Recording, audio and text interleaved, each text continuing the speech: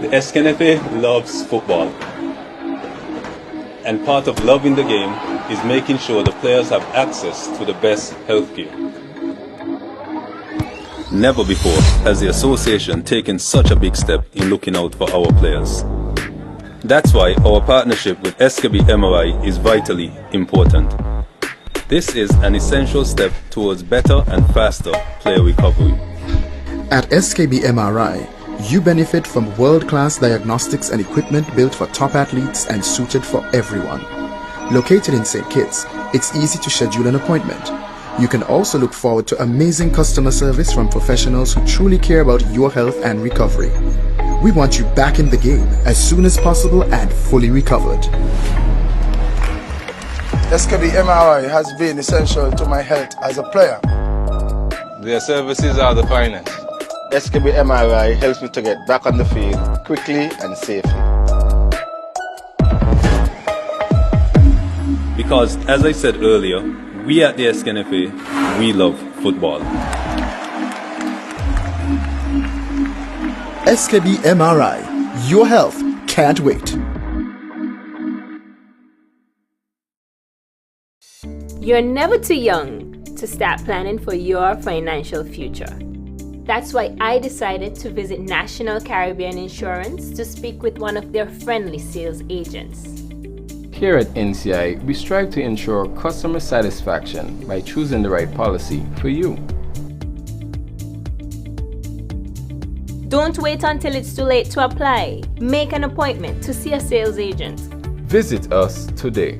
We serve, we protect, we satisfy. That's NCI.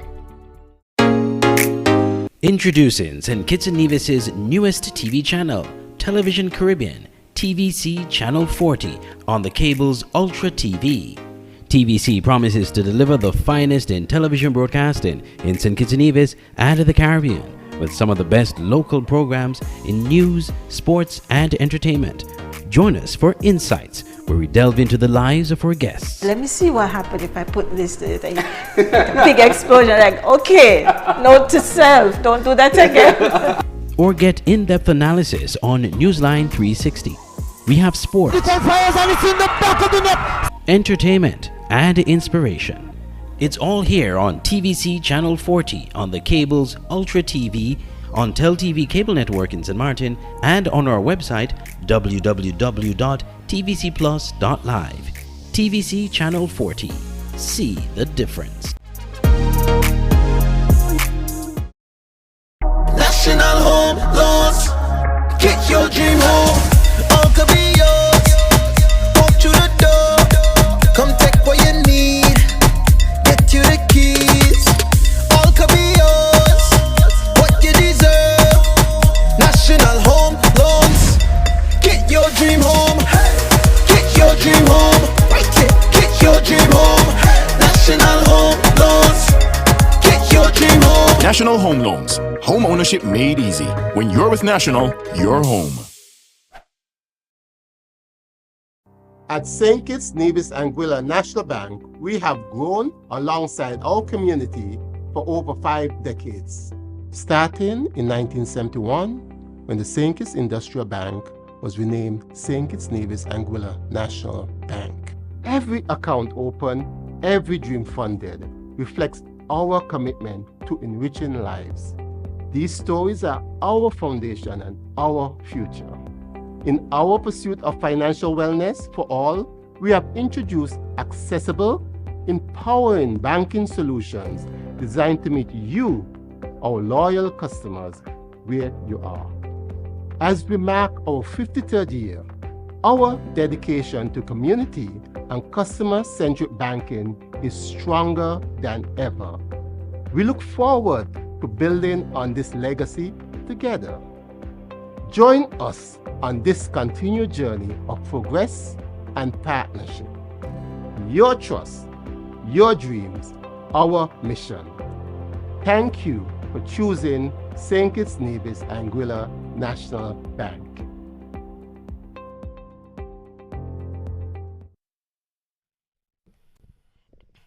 Good afternoon. And we're here once again with you with the SKNFA, National Bank Group of Companies, Premier Division League, and I'm Sylvester Charles, and I hope to be joined by Phil in a few minutes or so. But the team's already on the field of play on the square. We are just about some 3 minutes into the game. St. Paul's coming up against South Stars. Here is an attack by St. Paul's down on the right side, trying to get the one of pass. It's Colangelo with this one, turns that one square, looking for Freeman. Not getting there. The ball drops free, finds the number 15, but breaks down in the center of the field. And I'll just be giving you the lineup of the team so far on the show here. I can tell you that St. Paul's, they are fielding Anthony Alves, number 4. You have Kelonji Clark, number 7. You have Omar Francis, number 14. Number 16, we have Freeman. Number 17, we have Malik Clark. We have Deonde Liban, number 22. Odell Fleming, number 23. We have Khalif McSheen, number 15. We have Darren Thomas, number 37. Anthony Keynes, number 73. This one turned all the way back to the custodian in goal, Rabergan. For St. Paul's. Rajimi Bergan, number 99, the goalkeeper, person in goal tonight. We go over to South Stars, Trafalgar South Stars. They're fielding Dylan Hubbard, they're number 1. Siobhan Matthew, number 3. They have number 8, Obina and Walt Bagger. You have he's number 8. Number 9, we have Ronaldo Nisbet. We have Trimar Samuels, number 10. Number 11, Jabari Willett. Number 22, there are Sean Willett. You go number 16, we have Hajari. Number 20, we have Jashawn Stanley. And number 21, we have Kivalde Jeffers. And that seemed to be the lineup. Number 22, Akanye Samuels Francis. The coach for Trafalgar South Stars, we have Jevon Francis. The coach for St. Paul's, SL Hosford St. Paul's, traditional sponsor, Hosford's, the treason leader. We can also tell you that the man in the center, the referee in the middle, is David Phipps. The first official, we have Johan Nieuwenkirk, and the second assistant referee, we have Lenroy Paris. The fourth official, we have Jody Walters. The match commissioner is Troy Mills, and well, the referee assessor is Troy Mills, and the commissioner is Cassandra Otto. This one comes across looking for some assistance on that left side. St. Paul's attacking down the left side. It goes across the western touchline, and it will be a throw-in very deep in the defensive half of Trafalgar South Stars. Then number 37, he comes up. That's Thomas, Darren Thomas. He finds the man there on the line. That's Malik, trying to get the one across, and it goes across the goal line. It's going to be a goal kick to Trafalgar South Stars. So this one is better. All right. Just getting myself sorted out with a lot of mics and all of that. Good afternoon, Mr. Phil. How are you? All right there, Sylvester. We're here, South Stars trying to get that one. Stanley not getting out through. Picked up there by Kalanje Clark. Clark now trying to control in the middle of the field for St. Paul. This one shifted to the right side of the field. They're coming forward just inside the defensive half. South Stars, a very strong tackle comes in. They're from South Stars in the middle of the field. And Phil, not what we like to see in the opening stages of the game. No, not at all. And it's very much going to be a game of youth versus experience. You know, excuse the ply. But yes, you have the young and uprising stars from South Stars, newly promoted team, Sylvester, and then you have the former defending champs. It's going to be a tall order for South Stars this afternoon. Well, they're going to be under some pressure from the start. We can already see that the run-ins is with the St. Paul's team. Here they are once more. Trafalgar South Stars. Stanley throws that one in. He gets the return pass. He's on the right side of the field. Chips that one over, looking for some movement inside of the penalty area. Not finding the players as he would have liked. Picked up there by Kalanje Clark with it for St. Paul's. Shifts to the right side of the field. Coming forward there. Deontay Liebert finds the man, the Freeman. Freeman is trying to cut inside out. Takes a shot on goal, and the goalkeeper right on the spot to save that one there for South Stars. It looks as though it's Dylan Herbert, custodian for South Stars, saving the day there for South Stars. Yeah, and he's gonna have a lot of work to do this afternoon, Sylvester. Like I said, it's going to be a very tall order, but they are a confident group, you know, excusing their standing. They are still very confident, and St. Paul's would have to be, not at their best, but St. Paul's would still have to take this game very seriously. Early days yet. They're just about 6 minutes into this game. This one shifted to the right side, goes across the eastern touchline, just inside the defensive half of South Stars. They'll have a throw on the far side. The score here at Warner Park is still a 0-0 affair. We have had some 8 minutes so far, until just about 6 minutes, going on to 7. It's still a 0-0 situation. The crowd is still a spattering of crowd. They're just building at the opening stage of the first game for this afternoon. This one trying to get it into the middle of the field, taking on the control there by the number 11 in Willett. Willett is trying to control, no, picked up there in the middle of the field by St. Paul's, looking for Odell Fleming, not being able to get there. Picked off by South Stars, and the ball goes across the western touchline. It's going to be a throw-in to South Stars, just inside the defensive half of St. Paul's, trying to put some pressure down on this right side.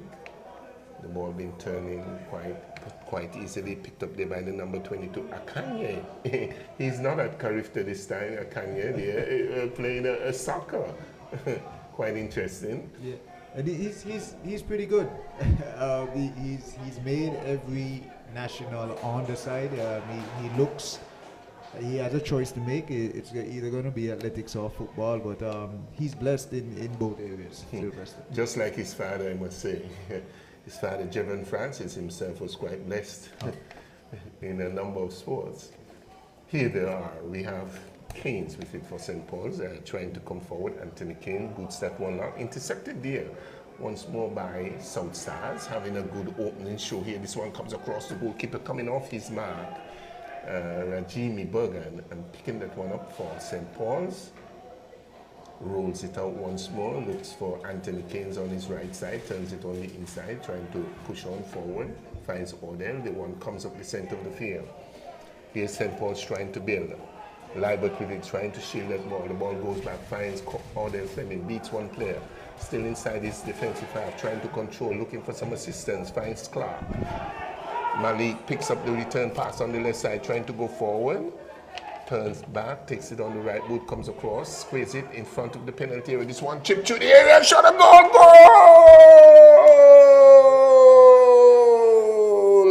St. Paul's has scored in just about the 10th minute of this game, and it looks as though we have that player there. Is it Manny? No, it's actually Kalonji. Kalonji, all right. Number 7, and it's early days, as you said earlier, Sylvester. But if this continues, it's going to be a long day for South Stars. Well, I tell you, South Stars was just looking good for the opening stages, and there came a burst down the left side of the field, turned it on the inside, found Kalonji Clark, who made no mistake, got it between the leg of the custodian, and it was into the back of the net. Dylan Herbert could not really stop that one. Set the pass to South Stars. They score now 1-0 in favor of SL Hotspur St. Paul's. Stanley goes back to his defender on the right side. They're trying to come forward, chips that one upfield, looking for Samuels, Kanye Samuels, not getting there. The ball booted across the western touchline, just inside the defensive half. Again, the very tall Alves tries to shield that one. The ball breaks now. Find Malik. He heads that one down, looking for Kalonji. Kalonji comes across, and the ball being tackled. Not getting it very far. The number 2 there in attendance for South Stars. Not having a name for him. Okay, we'll try to find a player. Meantime, the throw comes in. Samuel, Stanley. Turn that one inside. He's looking for some support here. Looking at a player being put under some pressure. That is Jeffers. boot downfield looking for Akanya Samuels, not getting there. The ball headed down and goes all the way back to the custodian.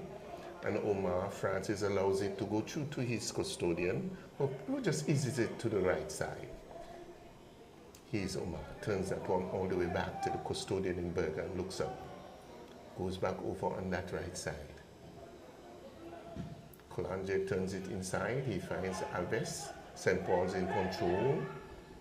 All about St. Paul's here. Alves with it, the central defender finds Colanje. Still in the middle of the field, boosts that one forward. Looking for Clark, finds him too. He turns it back, finds Alves goes in, finds Colanje. Colanje goes long, looking for the number 14 in Omar, picks that one up. Now he's coming forward, chips that one forward, looking for Freeman, not being able to get there, and the ball intercepted there quite easily there by South Stars. Still with St. Paul's. Clark turns it inside, he finds Kalonji. Kalonji chips that one over, trying to go forward. Intercepted, picked up there by Stanley. Stanley boots that one downfield, not getting it very far. Intercepted quite easily by Malik Clark onto the left side of the field now. Finds Thomas. Thomas is trying to get that one into the inside. Ball booted long up the center of the field, trying to go forward here. It's swiveling and turning.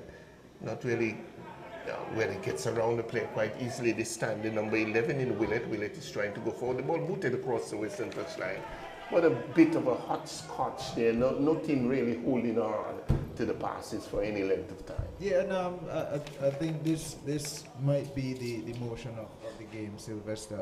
I see that St. Paul's have opted for a bit of youth against this youthful side. A little player focus there would be Down Thomas, the number 37 who plays at left back. He's also a national team player. He and Akanji will know each other very well. So that's a little matchup that we might be looking at. I see Akanji is more central, while Darren is a little bit wider, but it should be a good matchup. Where here we have the number 15 just chipping that one back inside, looking for some movement. Not getting it picked up there in the middle of the field, booted across, intercepted quite easily there by St. Paul's. And now the players are pushing for good work by the defense of South Stars on the left side.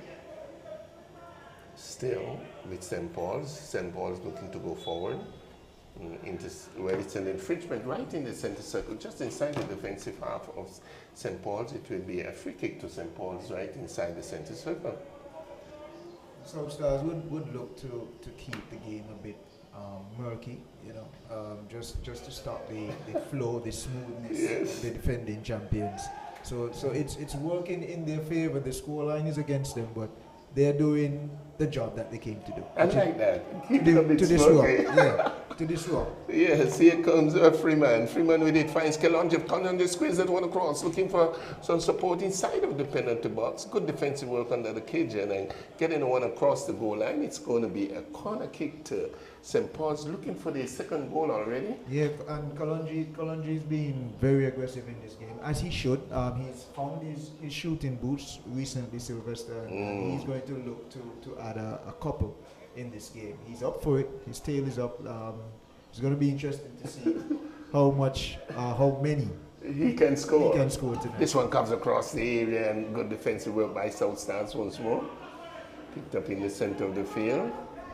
Comes across square, looking for Anthony Keynes. Not going to get this one being tackled across the western touchline there by Anthony Keynes. He seemed to be everywhere. Yeah, Anthony Keynes. Definitely the journeyman. He left and he's back. A welcome figure in the St. Paul's backline for his teammates and for the fans alike. A fan favorite, if you want to add that to it. Well, here comes their number 4 there.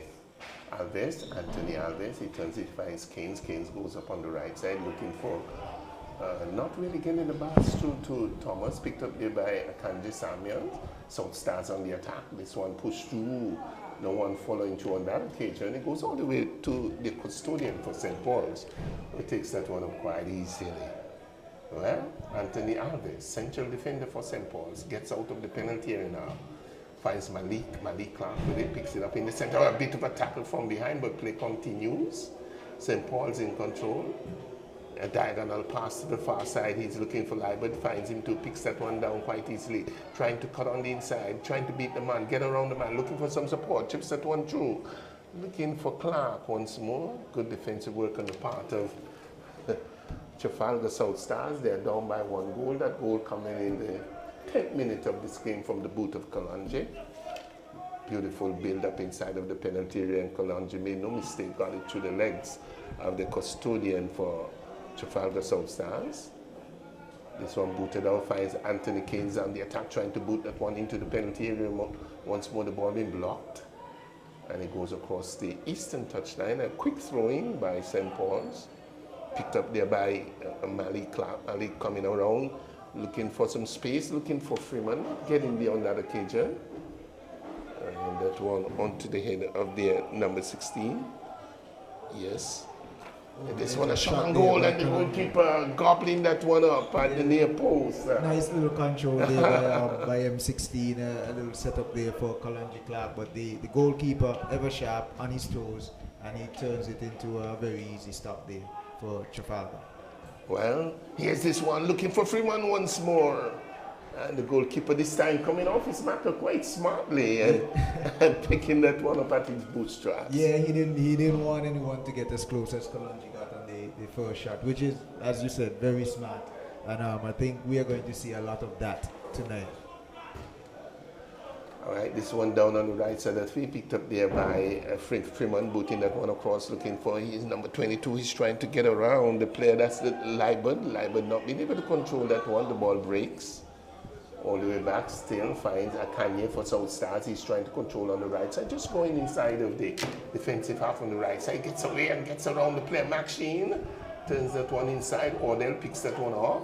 Again, Deontay Liebert chips that one over. He finds Kalonji. Kalonji now trying to get behind the defense, not being allowed to do so. And the ball goes to the right side, booted upfield by the number 24. And that's Andy Jones, and gets that one into touch. Quick restart. Here comes South Stars once more onto the head of a Kanye. Kanye with it, chips that one inside, looking for some support, looking to go forward. A bit of a tackle, the player gets away. Here comes South Stars once more.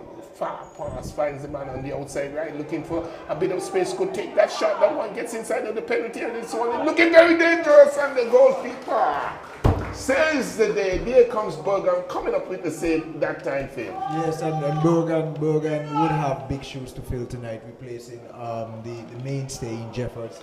And that is a good sign for his defensive line. That's a great sign for the coach as well, and that would definitely give him some confidence there, Sylvester. This one turned all the way back to the custodian for St. Paul's in Bergen. He picks that one up. Well, comes upfield. South Stars trying to build. This one is on the right side. Then number 20 picks that one up. Stanley turns up one on the inside. There number 14. Jeffers passes it back.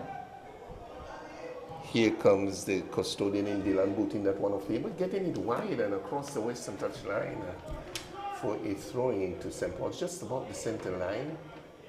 Does so right about now. Picked up there by Dante Liebert squeezed that one across. Good interception, good ball handling skill in the center circle.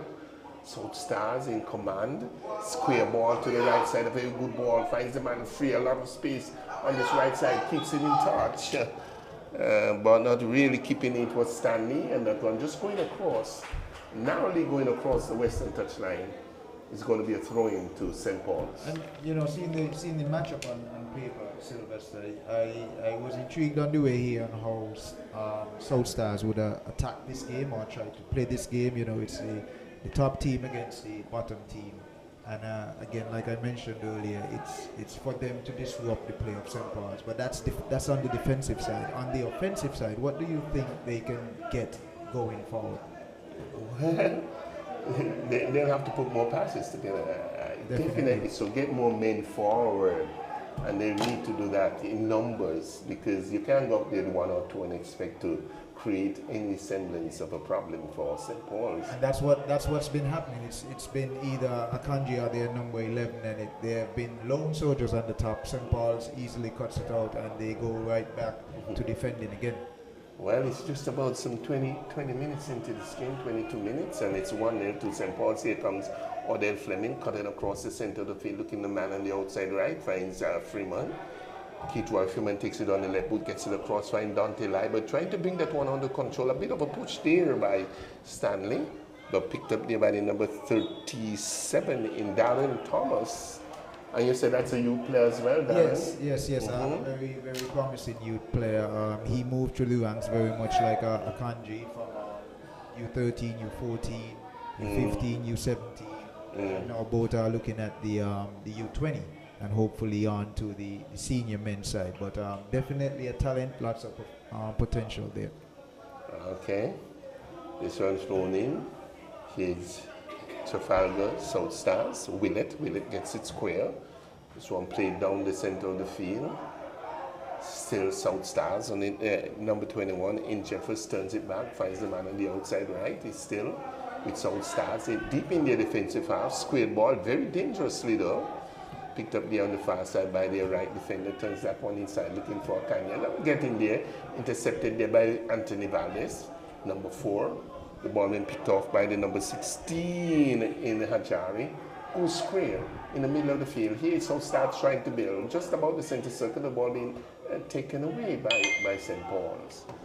St. Paul's on the counter attack. Malik with it. Finds the man Freeman. Breaking free on the right side. Keithroy cuts on the inside in the penalty area. This one comes in. And Kalonji trying to get on forward. Is still with St. Paul's. Here's Malik. Malik beats the man on the inside quite easily. Squeeze that one, a shot on goal there by Liebert, and it bubbles off the hand and no whistle. Well, I have to agree with the ref. The hands, they were not in a natural position, but because of where the player was and the distance of the ball from the player, it would be hard for the player to move any more than he did. So it would be harsh if a penalty was given. Good call by the ref, Sylvester. All right, he's going up. And that one being blocked across the western touchline. It's going to be throwing to South Stars, halfway into the defensive half of St. Paul's on the left side of the field, their right side. And I must say, Trafalgar South Stars not doing too badly. Not at all. Not at all. Holding their own. Not at all. It's just a 1-0 to St. Paul's. It's a loss for St. Paul's. In their defensive half now trying to control. The ball goes across the western touchline. It's throwing very deep in the defensive half for St. Paul's on the left side of the field. The score here at Warner Park after 25 minutes is 1-0 to St. Paul's. In about the 10th minute, it was Kelonji that picked one up inside of the penalty area. Made no mistake, put it away into the back of the net, and the team was celebrating quite early with 10 minutes to go. Well, here's Jeffers. Jeffers turns that one back. South Stars is trying to come forward. The ball picked up in the middle of the field by Maxine, trying to push on forward. Ball being blocked all the way back in defense, picked up by Omar. Omar Francis picks it up, turns it inside. There's some assistance on the far side. There finds Keynes, turn back to Omar. Omar goes square. He finds Alves, Anthony Alves, central defender for St. Paul's, goes a diagonal pass. Picked out Kalanje. Kalanje seems to be the man who is everywhere here on the field, working very hard. St. Paul's comes forward over the center line on the left side of the field, finds the man breaking free, is Malik on the left side of the field, curls that one around, and this time a bit too straight, and the goalkeeper was able to come off his line. But I think Freeman could have put a little more juice in his run, and if he did, he could have got a touch that would have made it awkward. And here's Look at that, Kalanje trying to go forward, and oh my word. He's out again, Sylvester. The goalkeeper again off his line quite smartly. I was able to pluck that one away off the bootstraps of Kalanje. Yeah. Very good take. Definitely man of the match so far, early days. Definitely man of the match. But the goalkeeper is having a good game, and it's going to be needed. Here is a ball forward to the number 22 Akanji. He's in the box. This is their first chance. What will he do? He plays to the... Oh, and it's a save. It's a save. A tremendous right boot today by Akanya Francis. And he beat the defender. And then took a right boot, and he was right up just about the 8-yard box at an acute angle. Would you prefer him squaring it across the box? Probably he should have, because the goalkeeper had it narrowed, Bergen. Had the post already narrowed, and it would have taken a miracle to get it past Bergen, I believe. I agree. It was a near post shot, and he had to be precise And the goalkeeper stood up, the goalkeeper made a huge save, and he's having a good game as well. So both goalkeepers have to a good start, relatively. Well, a good save there by Bergen. It's going to be a corner kick to South Star, gets that one across, trying to pull that one back. A shot there, a shot and a miss there by South Stars, picked up there by Keatroy Freeman, a square ball. And that one is going all the way over to the eastern side of the field. And it's going to be a throw-in to South Stars, applying some pressure on St. Paul's at the moment. They would definitely gain a bit of confidence from being in the box, having played defense for what you can say maybe 27 minutes now. Yeah. So them being in the final third would definitely do them some good and do the neutral fans some good as well. Well, the crowd picking up here at Warner Park. I think persons are going to be coming in. And a shot here by Akanye. And that one will be blocked and goes across the goal line. It's going to be another corner kick to Trafalgar South Star, who has been having a good period of play for the last 2 minutes or so. Kudos to them. Kudos to them for not hanging their heads. Kudos for them for not giving up. I mean, it's early, but it's easy to be downtrodden when you're playing defense for most of the game. So this is good for them. Well, it's going to be a corner kick here. Kanye will take it for Trafalgar South Stars to be taken from the right side. The players have all fallen back for St. Paul's. And this one goes high and over the crossbar. No real challenge there, no real problems there for Bergen in goal for St. Paul's on that occasion. Yeah, the wind definitely taking the ball a bit, so that's something that both teams are going to have to account for when taking corners on that side of the field. You know, the wind blowing in the direction that is going towards the sea. So you're going to have a bit of curl, a bit of curve on the corners coming from that end of the field. So. Well, let's see what St. Paul's is going to do. They're trying to build on the right side of the field, looking for Colonji, not being able to get there. The ball intercepted quite easily, picked up there by Maxine. He heels that one over, looking for Liburn, not really getting there. Liburn now shifting to the right side. The ball being turned back to the custodian for South Stars. That is Dylan Herbert. South Stars easy that one forward, still in their own defensive half, trying to get out. A bit of a struggle on that occasion. The ball ushered across the eastern touchline, just inside the defensive half of South Stars. They now take the throw in. That one comes in. Maxine trying to apply some pressure. That one turn all the way back. Let us see what Matthew can do with that one. Turns it all the way back to his own custodian in Dylan Herbert. Here comes South Stars, still in their own defensive half, just outside of their penalty area. The crowd there signaling and giving directions to South Stars, probably wanting South Stars to create something. Definitely. Picked up turn inside there by Malik Clark, not really getting it on target the way he would have liked. Picked up by Jeffers, going forward with South Stars. On the left side of the field, looking for some space, that one turn back. Finding a bit of space in defense, boots that one long, intercepted quite easily there by Alves of St. Paul. Chips that one over, looking for Freeman, trying to rush on to that one. The ball intercepted quite easily, picked up there by Stanley in defense. Boots it forward, gives it away, finds Malik. Malik rushes forward, sticking in a right booter. The ball taken away by South Stars, picked up there by their number 16 in Hajari. This one turned all the way back to the custodian in Dylan. He looks up now, he's going to work that one downfield. Nice little chip over, finds Stanley. South Star trying to build. They're on the right side, turns it inside, looking to get forward, not getting very far. Ball taken away there by Ode Fleming. Headed down, finds Freeman. Freeman boosts that one over. Nice return pass, picks out Malik Clark on the left side of the field. Turns that one side, finds Freeman. Freeman is trying to swim, then takes a shot. And the goalkeeper throws himself forward. That is Dylan Herbert, and saves the day once more. Yes, Freeman got in a bit of a frustrated figure early in the game because he's looking to get on the score sheet as well. I think the team huddle might have been, hey, rack up as many goals as we can in this game, but South Stars definitely putting up a good defense so far early in the game. We're in the 32nd minute here. Well, here they come forward, Ordell Fleming turns that one around, finds Maxine looking for Kelonje goes back to Maxine, turns it forward, he finds Liburn. Liburn is trying to control the ball, being taken away on that far side, left side. The ball comes off the chest of Liburn, goes across the eastern touchline, just inside of the defensive half. Is going to be a throw-in. to South Stars. Although they are 1-0 down, they're still looking like a Premier Division team. Yes, they are. And a couple of the scores would not have flattered them, but it hasn't taken away from the way that they have tried to play.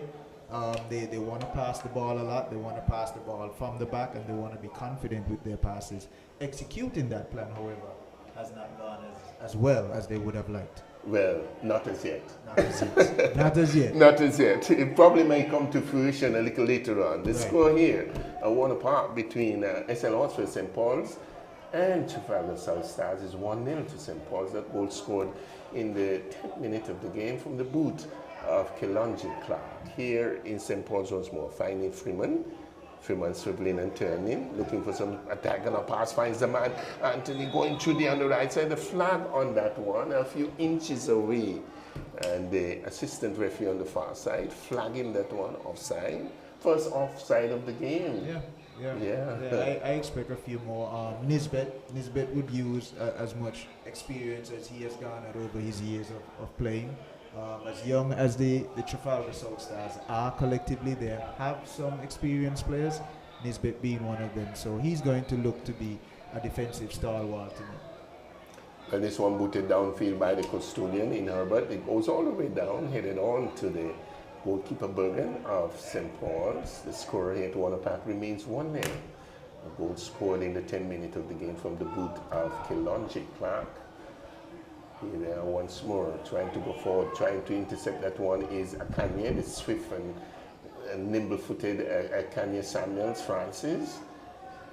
Picked off once more by Alves in defense for St. Paul. Turn back finds Omar Francis. He's trying to get around that one and boot that one up the right side looking for Liebert. Nice heel back. Finds the man in Freeman. Freeman a diagonal pass. He's looking for Liebert. He finds Malik. Good takedown. Malik tries a shot and goal. The goalkeeper comes across and that one going. But good ball movement on the part of St. Paul's. Really excellent ball movement. Very good. From right to left and picking out the players with ease. Yes, and you would expect that from a team in form, a team that is confident, a team that is top of the table. You know, so it's not a strange sight for what we're seeing here, Sylvester.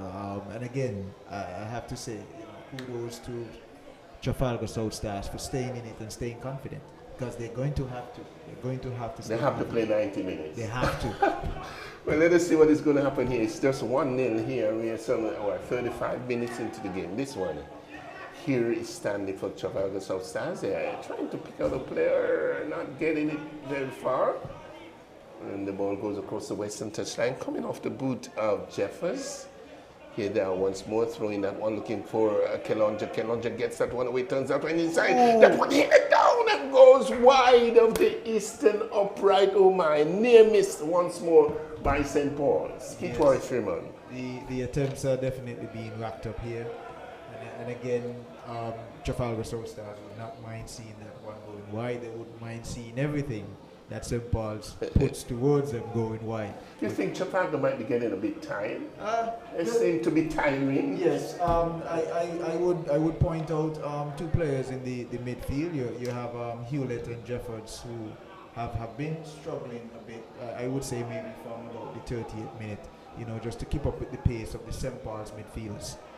Well, let us see what Kalanja is going to create now. Chips out one inside, looking for Malik Clark. Not getting there. The goalkeeper again, swift-footed, coming off his line, and was able to collect that one just outside the 18-yard box. So he has been doing a very good job. He has been doing a good job there, and it's like I said, it's going to be interesting to see how the 90 minutes play out here for Trafalgar South Stars. Coming up on the 37th minute, the score is still 1-0 in favor of St. Paul. Malik Clark picks that one up, looking for Freeman once more, trying to thread the needle somewhat. The ball goes all the way through on that occasion and picked up there by the custodian in Dylan. Dylan just walks that one back out once more, looking for Andy Jones, boots that one, a diagonal pass, looking for some movement on the top, not getting it, not finding Hewlett or Willett. Here is Freeman. Freeman being put under some pressure there. Two players around him. It's still Hewlett. Well, Freeman boots that one all the way back. A good play, finding some space. and finding his custodian all the way back in defense, picked up on the right side by Omar Francis. Dribbling forward now, gets over the center line, finds the man on the outside right there, Liebert, a diagonal pass across, looking for the man on the inside, not really getting, yes, it's Liebert with it, dribbling and turning inside of the circle, a fancy move there, but not getting a shot off on that occasion, being blocked by the defense of Trafalgar South Stars. The ball shifted to the right side once more, goes all the way back. Here is St. Paul's again, another attack, finding Kalonji, boots that one on the far side, looking for Keynes, finds him too, trying to get on the inside. Is still Keynes, Anthony Keynes coming across, and now we have the whistle of Phipps, the referee in the middle. Player being brought down just inside the area. Yeah, and it's a dangerous area for Trafalgar South Stars. St. Paul's would have a specialty kicker here in Kalonji. Kalonji again. Yes, again. And like I mentioned earlier, he is goal hungry. You know, he's going to be looking for this. The confidence that the Trafalgar South Stars goalkeeper has shown so far might put some doubt in his mind, but he's definitely going to be. I would bet, Sylvester, that this will be a shot. A shot ago. Okay, we'll see what he makes of that one. It's still 1-0 in favor of SL Hotspur St. Paul's. That goal was scored in the 10th minute of this game by the said player, Kalonji Clark. He's standing over that one. Up comes Anthony Alves, number 4 out of defense for St. Paul's.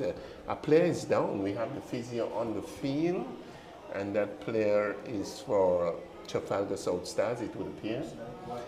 Trying to pick up a number.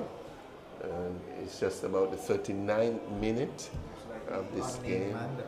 The unnamed man, number 2, yes. Might have to call him Mr. X tonight. X-Man. The score. So yes, he's going to be taken off the field for a little, to catch his breath somewhat, probably a little jaded, a little tired, winded, we would say. We're going to see now this one. Is it going to be Kalonji or Anthony Alves? Free kick on the outside, just from an acute angle on the right side of the field.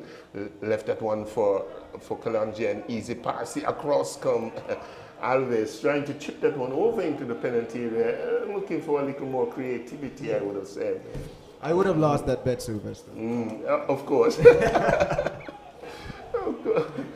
All right, that one going across the goal line. So it's a goal kick to Trafalgar South Stars. They're trailing by 0-1, you know.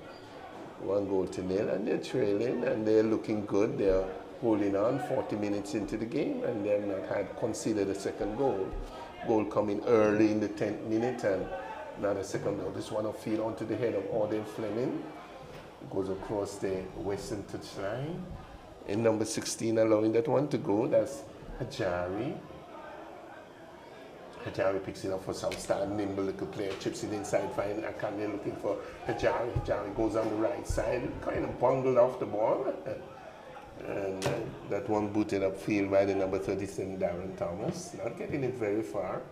Again, a little tussle.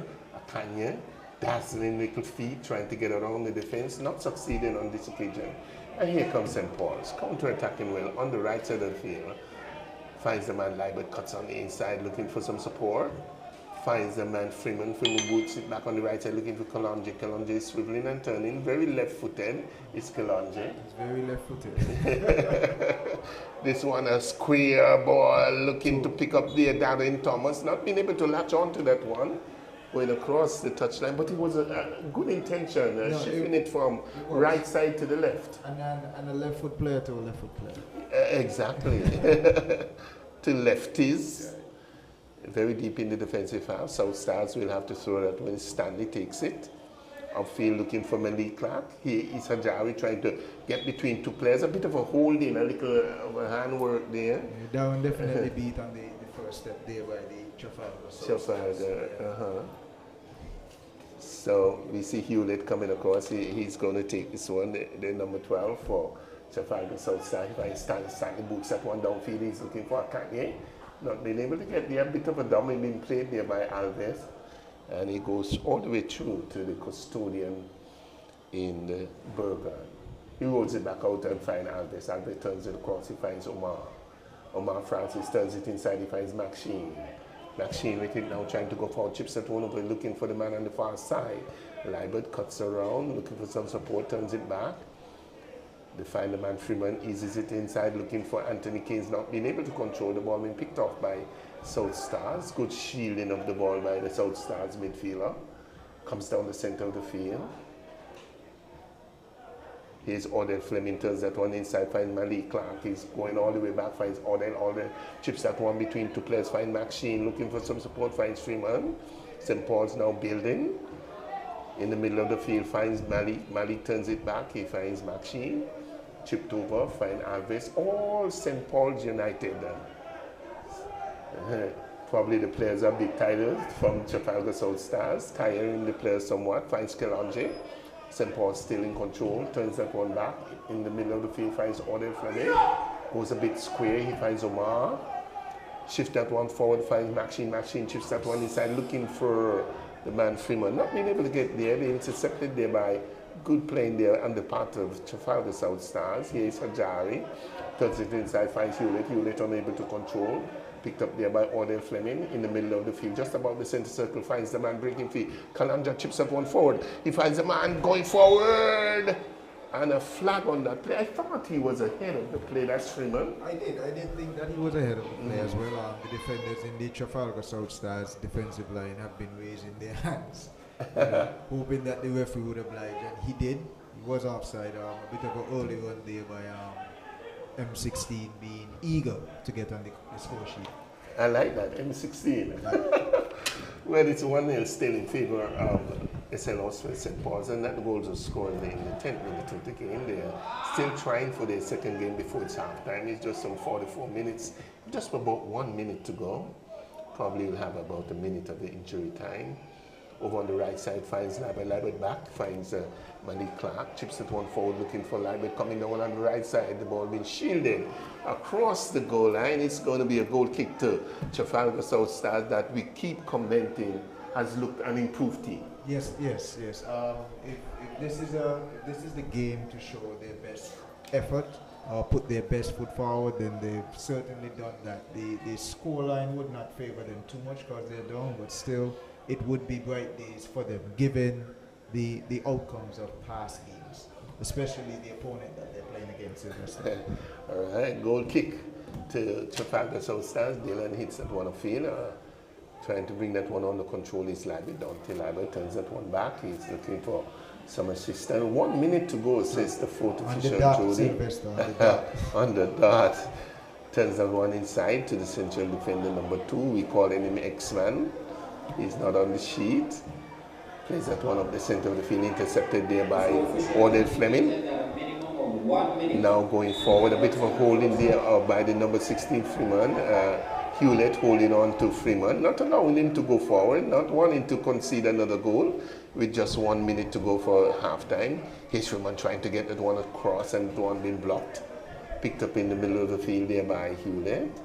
St. Paul's again intercepting well, find the man overlapping on the right side was Keynes, but not being allowed to go through. Hadari picking that one up on the far side now, looking to go forward. Here Trafalgar South Stars looking for the equalizer, square ball. Finds the man free on this right side. Oh, that one is Hadari. Yes. And it's a square ball here looking for Stanley, finds him to picks him out, and Stanley unable to control. Oh my. Yeah, Stanley let him down. He starts letting him down there. The head coach understandably frustrated, a bit angry. But for the first half, Sylvester, for me, it's definitely a story of numbers. You have St. Paul's going forward with their numbers. Whenever Trafalgar South Stars gets the opportunity to, they cut lonely figures on the top, something that you mentioned earlier that they would have to change. Akanye and their number 11 would definitely need some support on the top there. Well, we expect to see a much different second half. I think St. Paul's will be satisfied, fairly satisfied with their 1-0. They should have expected a few more, maybe another 1 or 2, maybe 3 goals in the first half, but it was not to be. We saw brilliant goalkeeping on the part of Dylan Herbert, who was coming off his line quite confidently and saving the day for Trafalgar South Stars. He has had a good first half, Dylan Herbert. custodian involved. And I think Trafalgar South Start must be feeling themselves very proud to have come out of the first half with just one goal down. So we'll see what they have to offer, and they're going to have a little scoring from their coach. But I don't think the coach will be too hard on them, Trafalgar South Start. I don't think so. Too hard. I think that's an excellent assessment. Yeah. I think you nailed the outlook for both teams, both going into the locker room and coming out of the locker room.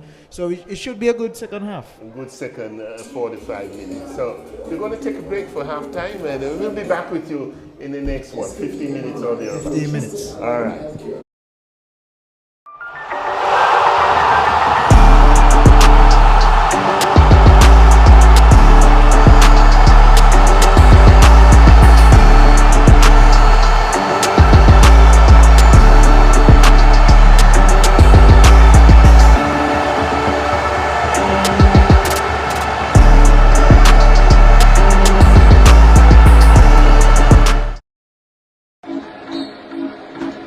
The SKNFA loves football, and part of loving the game is making sure the players have access to the best healthcare.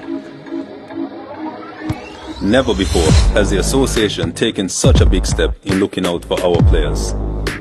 That's why our partnership with SKB MRI is vitally important. This is an essential step towards better and faster player recovery. At SKB MRI, you benefit from world-class diagnostics and equipment built for top athletes and suited for everyone.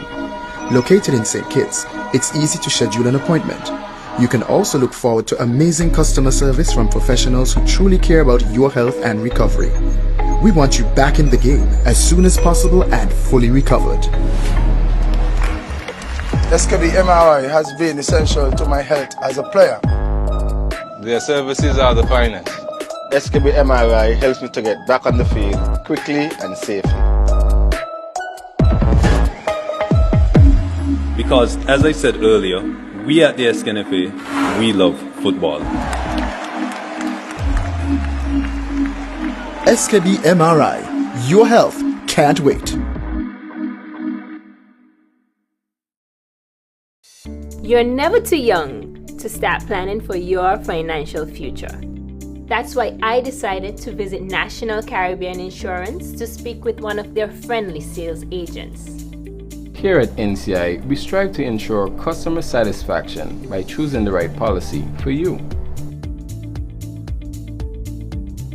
Don't wait until it's too late to apply. Make an appointment to see a sales agent. Visit us today. We serve, we protect, we satisfy.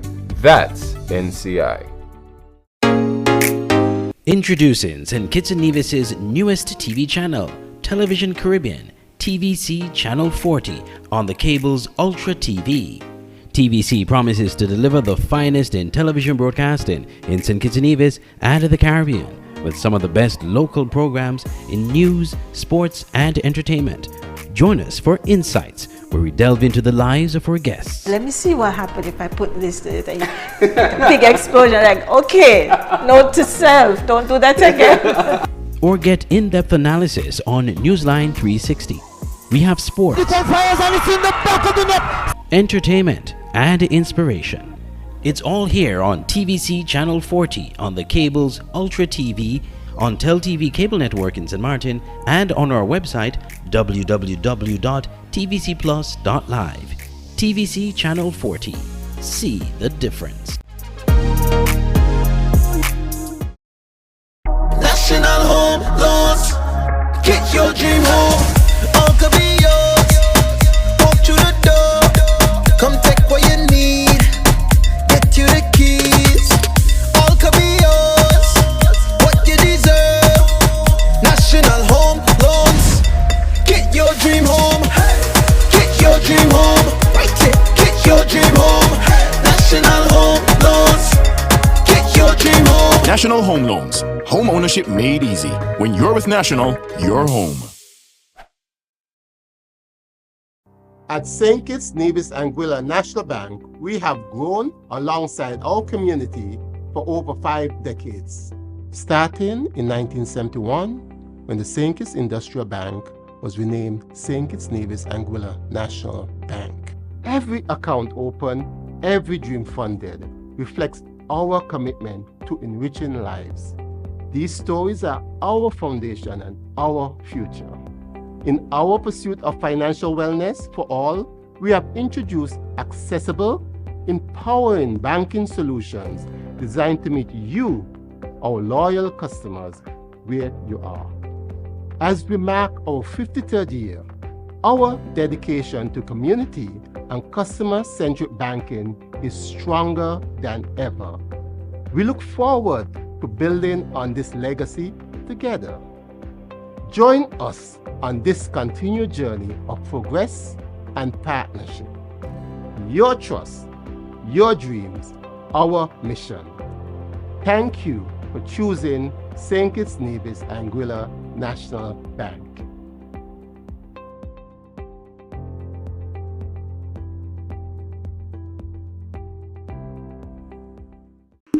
On your own, oh yeah. Build your future today. Let Own Mortgage show you the way. On your own, your family, your home, build it with pride. National Bank is right here by your side. With every step, with every loan. National Bank helps you find your own. Oh yeah, build your future today. Let Own Mortgage show you the way. On your own.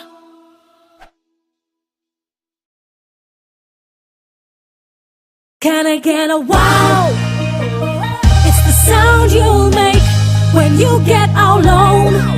From a place you once knew to a dream home come true. Wow, for a home like new.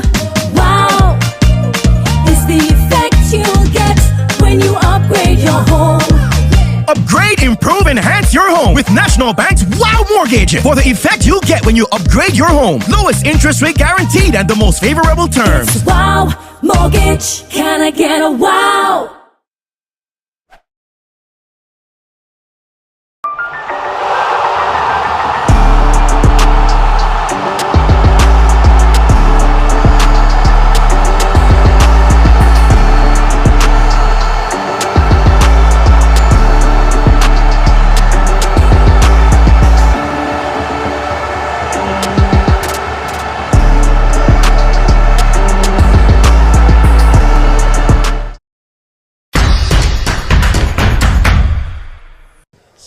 On the ball, and it's cut out by Barnes. Barnes is looking forward back to Simmons. Simmons and Hendrickson has switched sides.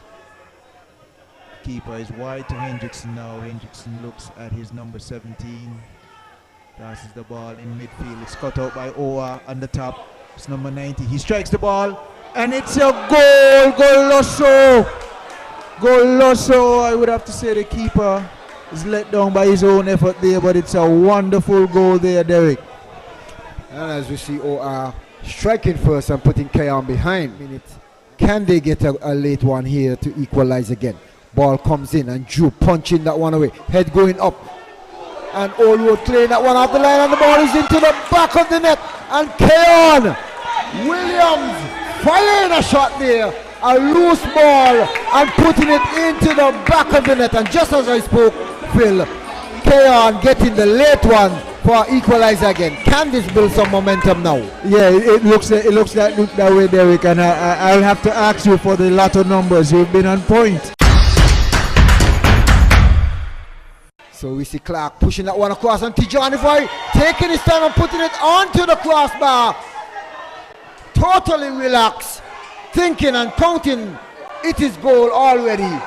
And Tijani Foy from halfway, 3 yards into the 6-yard box, Val, putting that one onto the crossbar. It is good that they're adding points to the table as well to stay amongst the top teams.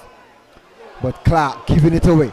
And Bart now looking to break foot. The young player who just came on finds the player on the inside, and ball played over, and that one is slapped into the back of the net, and Bart getting the late goal here.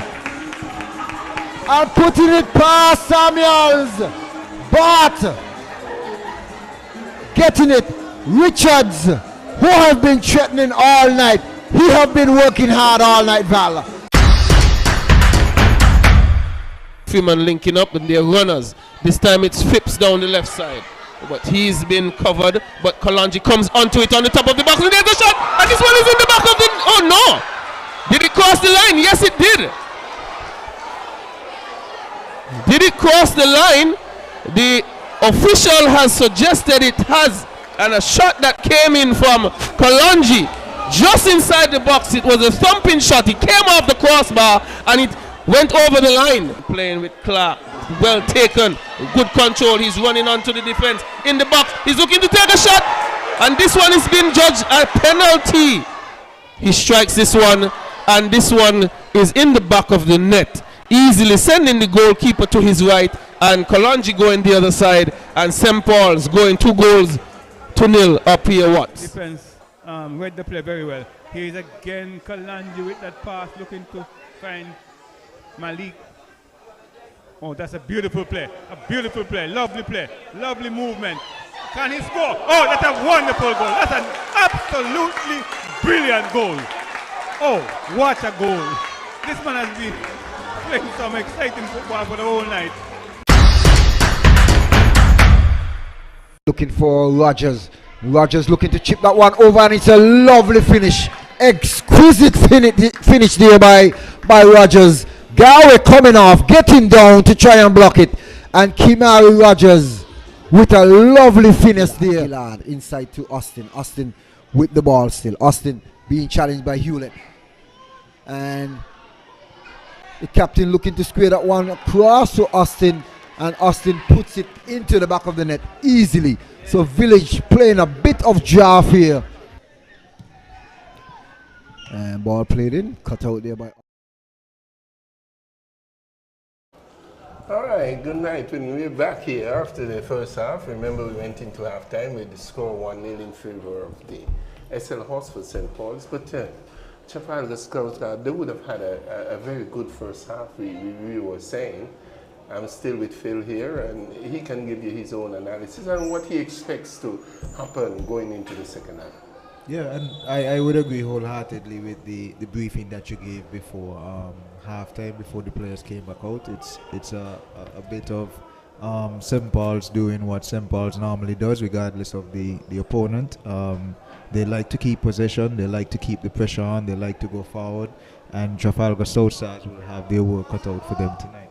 And here it is early in the second half, a play inside the box. Trafalgar South Stars trying to get out. It's cut out by their number 15 in St. Paul's, who plays it to Kalanji. Kalanji is cut out there by Jeffers, and Jeffers plays it off for a throw-in for St. Paul's. But like I was saying, Sylvester, St. Paul's doing what they normally do. Trafalgar South Stars being defensive, being solid at the back. Well, let us see what would happen in this second half. Here they are once more.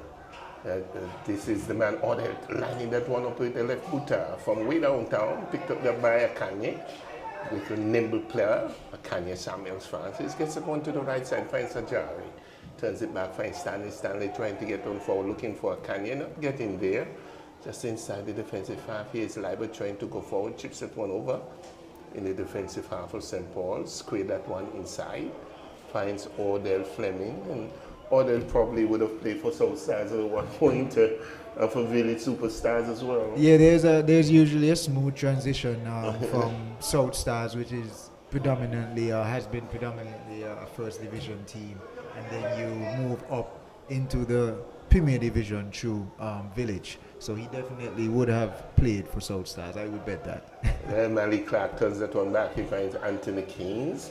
St. Paul's on the attack finds Kalonji going back into his own half, looking for some support. Turns that one inside, finds all the back to Kalonji, beats the man on the inside, finds Fleming. Fleming goes wide. He finds Alves, or St. Paul's control here, looking for Maxine. Maxine goes all the way back. He finds Alves. Number 4 looks up now, goes square. He finds Omar Francis, picks it up. Have a lot of space there in defense. Goes all the way over to the right side, picks out Anthony Keynes.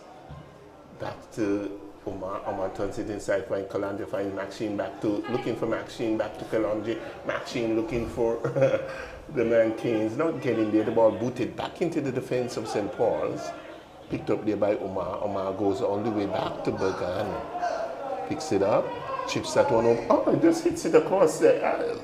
He was under some pressure. Yeah, it didn't look that way in the first instance. No, and I think he was being a bit cute there, trying to get the ball to Francis, and he might have, mishit it while the defender from South Stars was closing down. The defender being Samuel, number 10, that is. Yes. Have to be very careful with this nimble-footed player in Akanye Samuels of Carifta fame, getting the silver medal for the 400 on the 17. Hurdles, men hurdles, doing very well. Had a gold medal the year before and coming back and getting the silver medal. We must commend young Samuels. Definitely. Yeah. This one square finds Omar Francis here. Eastern Paul's trying to build. He goes to the right side. The ball runs away from him, goes downhill and across the western touchline, halfway in the defensive half of St. Paul's, not getting out of their own half. So some good news there for Trafalgar South Stars, keeping it inside. Number 9, we picked that one up. Ronaldo Nisbet throws that one inside, looking for Akane, not being able to latch on to the one. Again, the central defender boots that one upfield onto the head of Keynes. A bit of a head ball here, being played by St. Paul's, picked up by Freeman. Freeman trying to get that on Maxine, trying to get it on target, looking for Malik Clark, not getting there. The ball goes across the western touchline. And the throwing comes from Nisbet. Upfield. Again, Omar picks that one up in defense on the right side, boots it downfield, looking for Kalonji. He gets the return pass. Now Kalonji dribbles a square. Diagonal pass, looking for the man going free. The goalkeeper coming off his line, being put under some pressure. And collecting that well. Again, Dylan Herbert. Coming off his line quite smartly. And was able to gobble that one up. And good shadowing there by Stanley, number 20, which made the goalkeeper's job a lot easier, preventing the oncoming Liebert from getting to the ball cleanly. Well, here is Trafalgar Southside, not being able to build the ball, being cut up, picked up there by Kalonji, trying to go square, once more intercepted. Stanley picks it up, moves it to the left side. Jeffers boots that one up. Comes all the way across field, looking for some movement there by Trimar Samuels. Trimar not being able to collect. Here is St. Paul's trying to build once more. Malik Clark picks that one up, chips that one inside, finds Kalonji. The ball given away, picked up there by Kanya, beats the man on the left side, but unable to hold on to it. The ball picked off there by Omar Francis, turned back to his own custodian in Bergen. Bergen in goal for St. Paul's, turned that one downfield, looking for Keynes. Keynes unable to control. The ball picked off there by Maxine, getting that one across the western touchline, unable to control as well as he would have liked. Just inside the defensive half is going to be a throw-in. Nisbet takes it right about now. He's still going to go the way of Trafalgar South Stars. They're on the left side of the field now, trying to build. They're playing in their yellow and white, yellow top and white shorts, green socks. St. Paul's playing white tops, black shorts and white socks. This one goes across the western touchline. Inching further up a few more meters, we have Trafalgar South Stars looking for the equalizer and trying to get that one very early in the second half of the yard. That one thrown in, fine, Akanye, Samuels, Francis. The ball picked up in the middle of the field, looking for it. That's Willett. Willett is trying to control, looking for the man on the outside. Let the ball goes across the west, and this time it's going to be the way of St. Paul's. It's going to pick that one up, rebounded from the boot of Willett. It's going to be a throw-in. Looking for Francis, find the man Malik Clark, speeding up on the left side, a bit of a pushing there by Nisbet. Good defensive work being shown there by Nisbet. And you did say that these young players were good, you know. And that's the thing there. I pointed out Nisbet earlier, simply because of the experience that he would have had. He would be someone that would cause St. Paul some trouble when they are attacking, as he's shown thus far.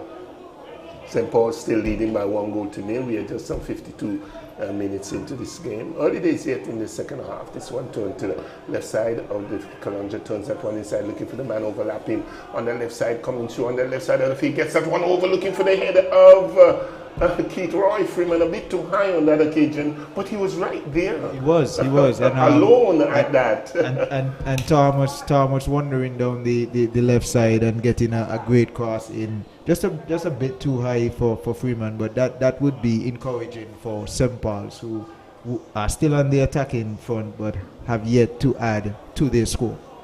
Well, let us see what they make of this one. It's going to be a 3 to Trafalgar South Star, very deep in the defensive half. The score remains here, 1-0 in favor of St. Paul's. St. Paul's trying to apply some pressure down on that right side, trying to go forward, and that one goes across the western touchline. It's going to be a throw very close to the corner flag on the right side of the field. St. Paul's on the attack, looking for the second goal. Anthony Keynes picks that one up.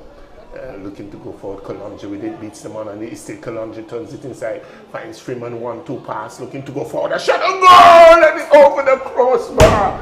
Oh my word, what an attempt there from just outside the penalty area. It was like a sliding tackle from Ardale Fleming, and just going a few inches over the crossbar, and probably brushing the crossbar. He did brush the crossbar. Ardale trying to put a serious blow in some of what would be his friends, some of his neighbors. Nonetheless, St. Paul's going forward. St. Paul's again getting that one across, and Dylan coming off his mark quite smartly and gobbling that one up once more, right into his lap. So long down, looking for Akanye again, not being allowed to go forward. Good defensive work on the part of St. Paul's. Here's Akanye picking that one up, looking to beat the man on the outside. Looking for some support, turns it inside. Still, Trafalgar South Stars on the right side of the field. 2 good ball movements there, looking to get around the defense, being shielded there by Thomas. Gets that one across the eastern touchline, very deep in the defensive half of St. Paul's, and their left side now, that was Thomas. Who was battling it there with the player. I think that's their number 16. Number 16 in the person of Hajari. Yeah, 2 young players, and young players. Yeah, it's going to be a good battle. Hajari seems very physical. Thomas himself is very physical. So again, a battle to look at here. Still 1-0 in favor of St. Paul. This one now going across the goal line. It's going to be the first corner kick. Well, not the first corner kick. First corner kick for the second half. And going the way of Trafalgar South Stars to be taken from the right side. That's the eastern flank. They're now attacking the northern goal. That's where you have the bar, Balang Bar, that area. So it's going to be a corner kick, guys. Let us see. It looks like it's a Kanye. Gets that one high into the penalty area, not really getting it on target as well as you like, and Maxine unable to control it, goes across the western touchline. It's going to be throwing. It looks as though we're going to have a substitution. They're pulling out number 16. It looks as though number 16 for St. Paul's coming. No, not number 16. No. Who is it coming out? Number 17. Like 3 subs. Double substitution. Triple substitution. So we have 16, 17. So it looks as though Freeman is going to come out. No, Freeman is still on. So you have 30 on, which is Jacket Leader. Jacket. 45 on, which is Nikon Phipps. You have number 43, which is Karik Thomas. Okay. Those subs coming in the 57th minute. Yeah. St. Paul's. Well, 57th minute. Let us see what good they can bring to the team. They're looking for more goals. Yes, they are. Yeah. I was about to ask the question. How long do you think it's going to take? If the score remains like this, how long do you think it's going to take for St. Paul's to be frustrated? Well, they're beginning to be frustrated by Trafalgar South Stars. Here's Kalonji trying to control a bit of a hole in there by Hewlett. Well, Jeffers. It's going to be a dead ball situation to St. Paul's. Just inside their defensive half, they're leading by 1-0.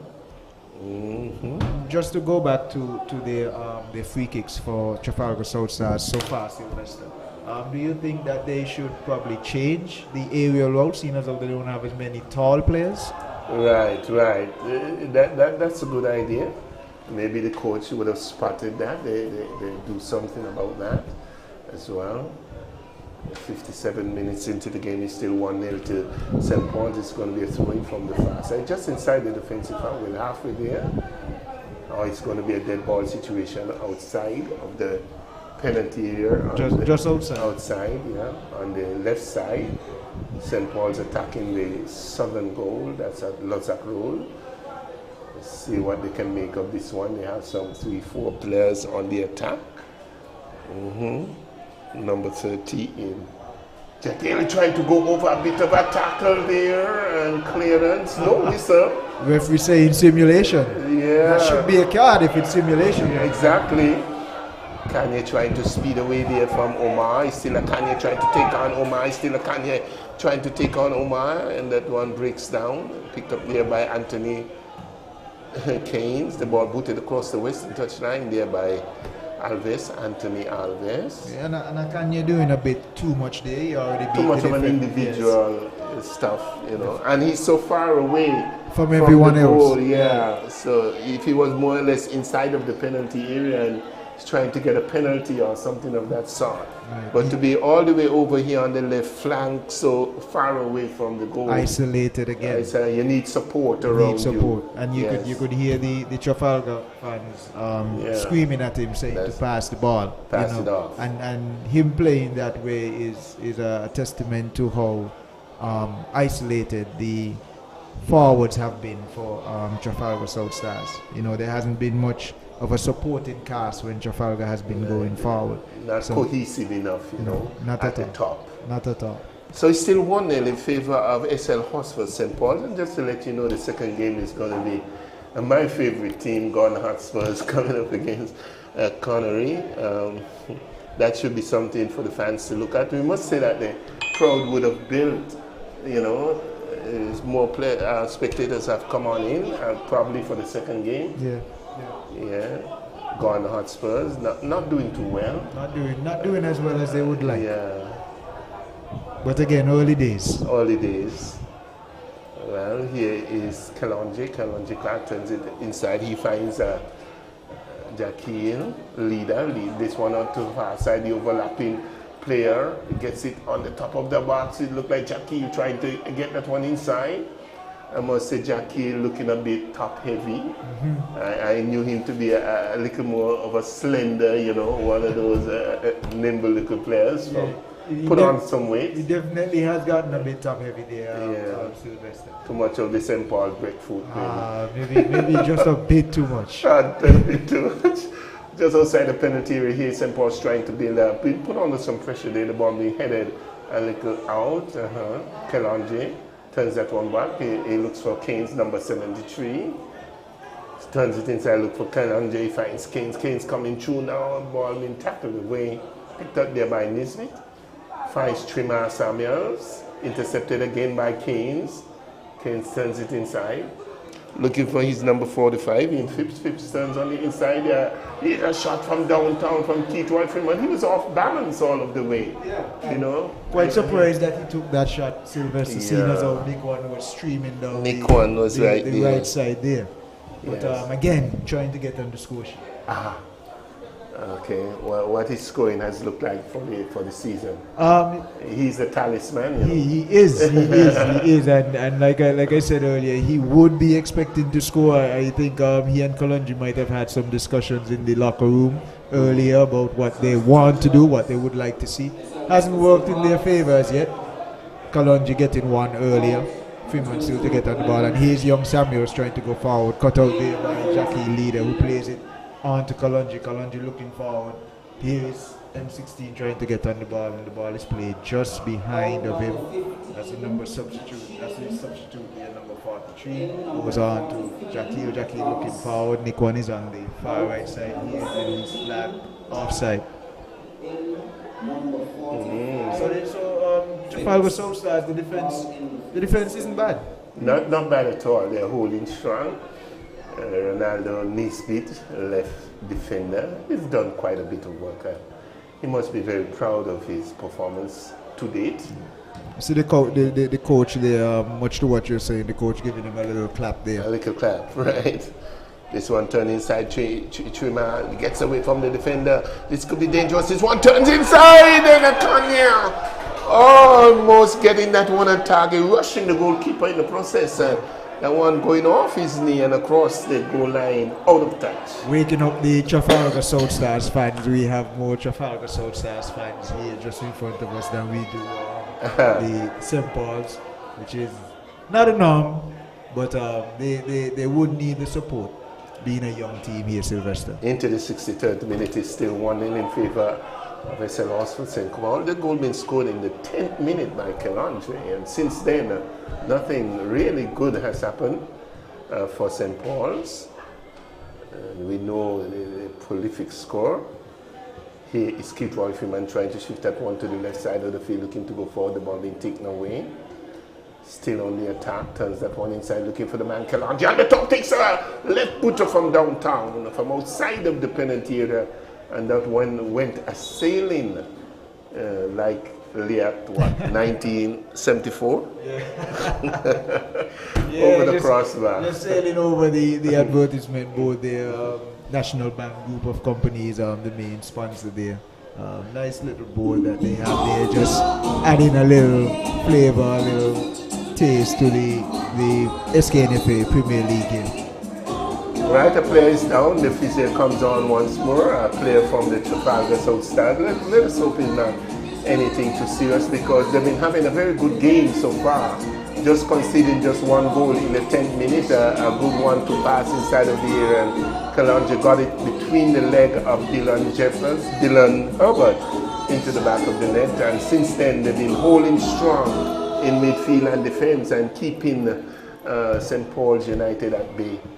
And I think frustrating the St. Paul's United team, and they probably thinking, what can we do here? It looks as though we're going to have another substitution. Number 16 being taken out for number 7, number 21. So it's 7 for 21, it looks like. 7 for 20. 7 for 21. 21 being Jeffers. The number 7 for Trafalgar South Stars, Clarissa Gomes. Clarissa Gomes, a little bit of history on Clarissa Gomes. He's been playing football for quite some time. Played for a number of teams. The team he played for most would have been the Debe Eagles, another stalwart in Division 1. They had some forays into the Premier League, but much like Trafalgar South Stars, they didn't have much of a good run, and they got demoted soon after their promotion. But here we are with Trafalgar South Stars on the ball. Chuma picks that one up and trying to control, turns it back, and Nisbet puts that one, not getting it on target as well as he would like, getting across the western touchline, just about the center line, just inside his own defensive half, and not satisfied with that pass. It's going to be a throw-in taken there by Keynes. Keynes tries to get it downfield, and Nisbet puts it again across the western touchline or across the goal line? Let us see what it looks as though across the western touchline, deep, very deep in the defensive half of Trafalgar South Stars on their left side.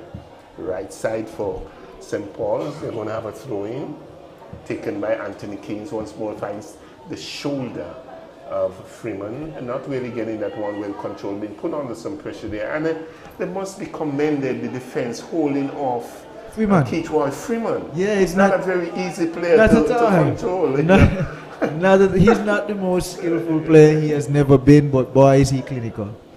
He knows football, and it's a task for any defender, much less the defenders of the young team Trafalgar South Stars. So I agree with you. You have to commend what you've seen so far, Sylvester. Yeah, it is a goal kick now to Trafalgar South Stars, and it looks as though Freeman having a little difficulty there of some sort. Referee Phipps is going over to see what is happening. Just to tell you, Referee Phipps, that's David Phipps in the middle tonight as the main man on show, referee, standing referee. We have Yolande Nicole Kurt, first assistant referee, Lenoy Paris, second assistant referee. We have the fourth official, Jody Walters. We can tell you that the referee's assessor is Troy Mills, and the general coordinator, Cassandra O'Toole.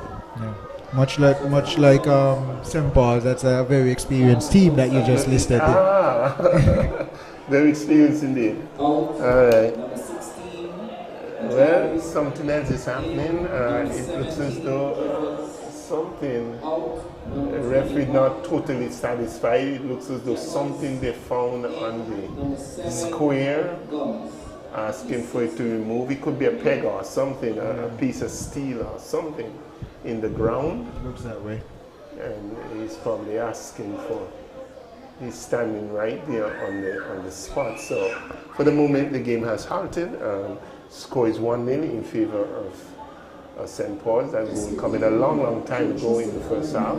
First 10 minutes of the game. They're there now. Something they're removing from the ground, maybe a rock or something. It's there. They held up play for a while. Maybe for a minute or two extra time. This would give both teams a chance to meet. Have a little team meeting. Definitely. So Freeman leading the discussion as he usually do as leader. Senior man. Yeah. And you have a more numbered approach here with the conversation for Trafalgar South Stars. Yeah. Looks like the problem is sorted. Sorted out. It's going to be a goal kick to the Trafalgar South Stars. Players are now taking position on the field, on the square. A lovely square, but it's a bit brown. You can see that the sun has taken its toll. Definitely. It's pretty dry here in St. Kitts and Nevis. We got a bit of rain the last 2 days or so. It's a shot of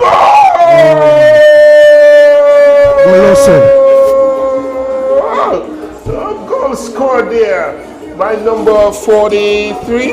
Is that Thomas or Nick Phipps?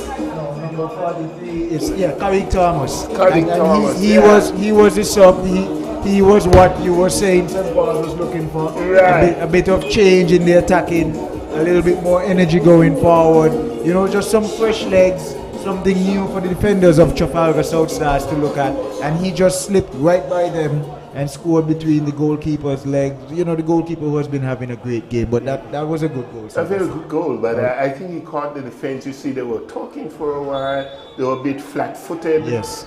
He just picked it up inside the penalty area, beat one player, and hammered it into the back of the net. A tremendous shot there by Phipps, getting his first goal. Well, this is Thomas, in fact.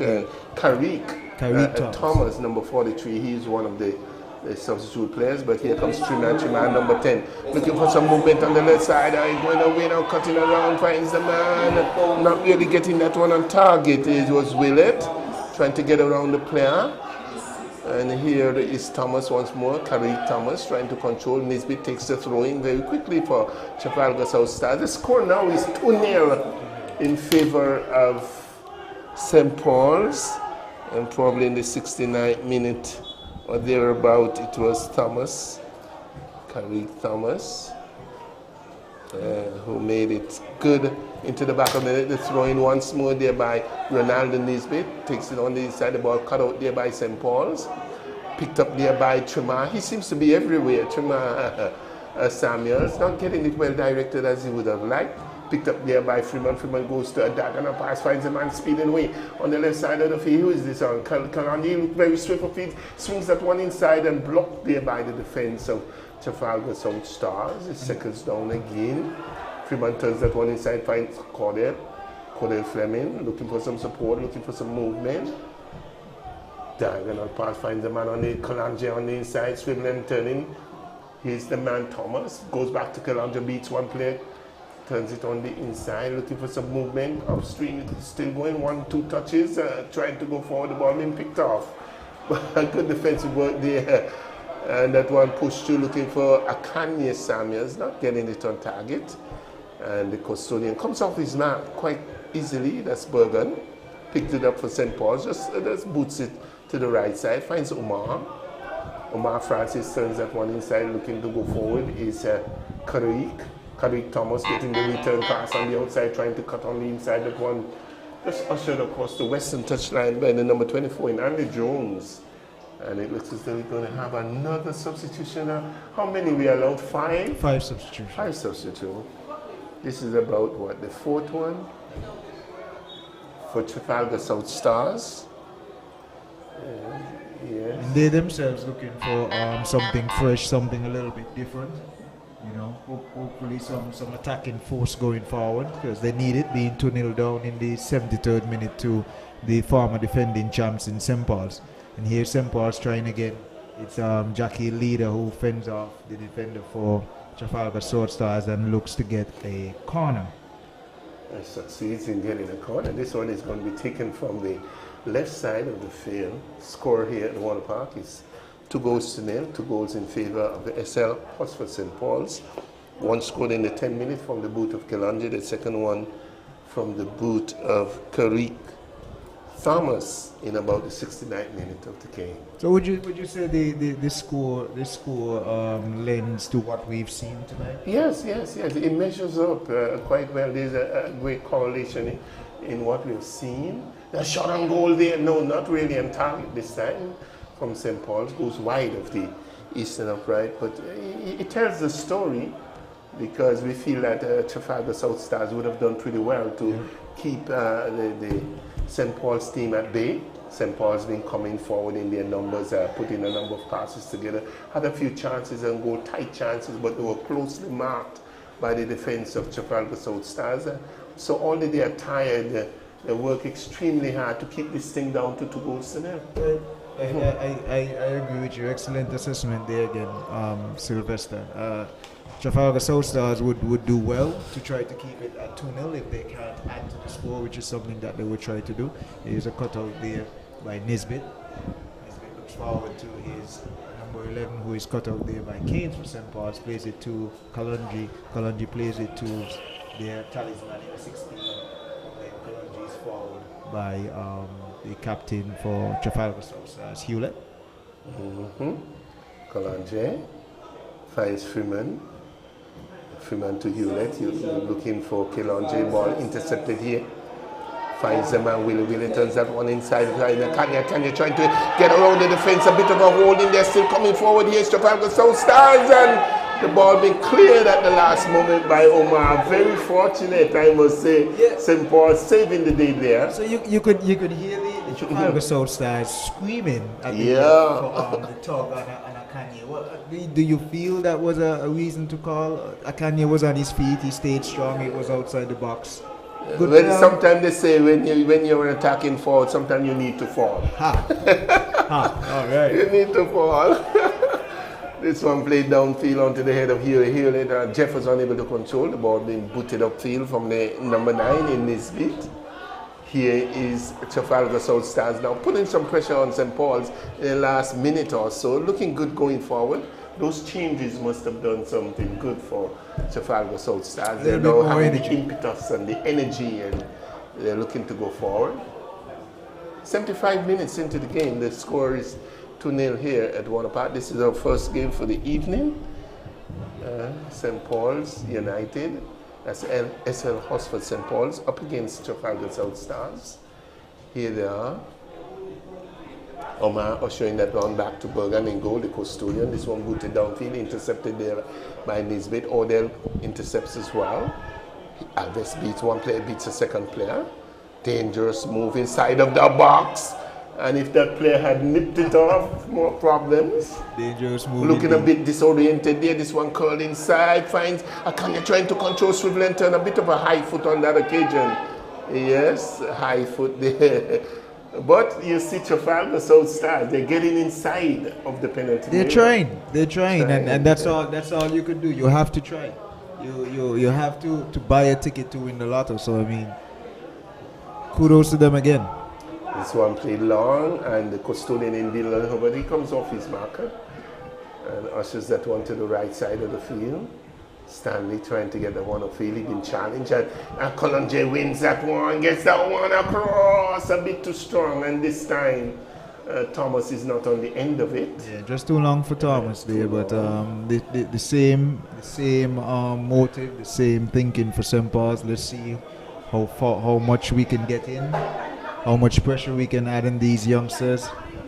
Let's see how high we can get the scoreline, and the thinking for St. Paul's has not changed from the first minute of the game, Sylvester. 77 minutes into the game, it's 2-0. here at Warner Park. First game for the evening. SL Hotspur St. Paul's 2 and Trafalgar South Stars 0. Here's Trafalgar South Stars just about the center circle on the left side of the field, trying to go forward. Hewlett unable to control the crowd, not liking that one bit.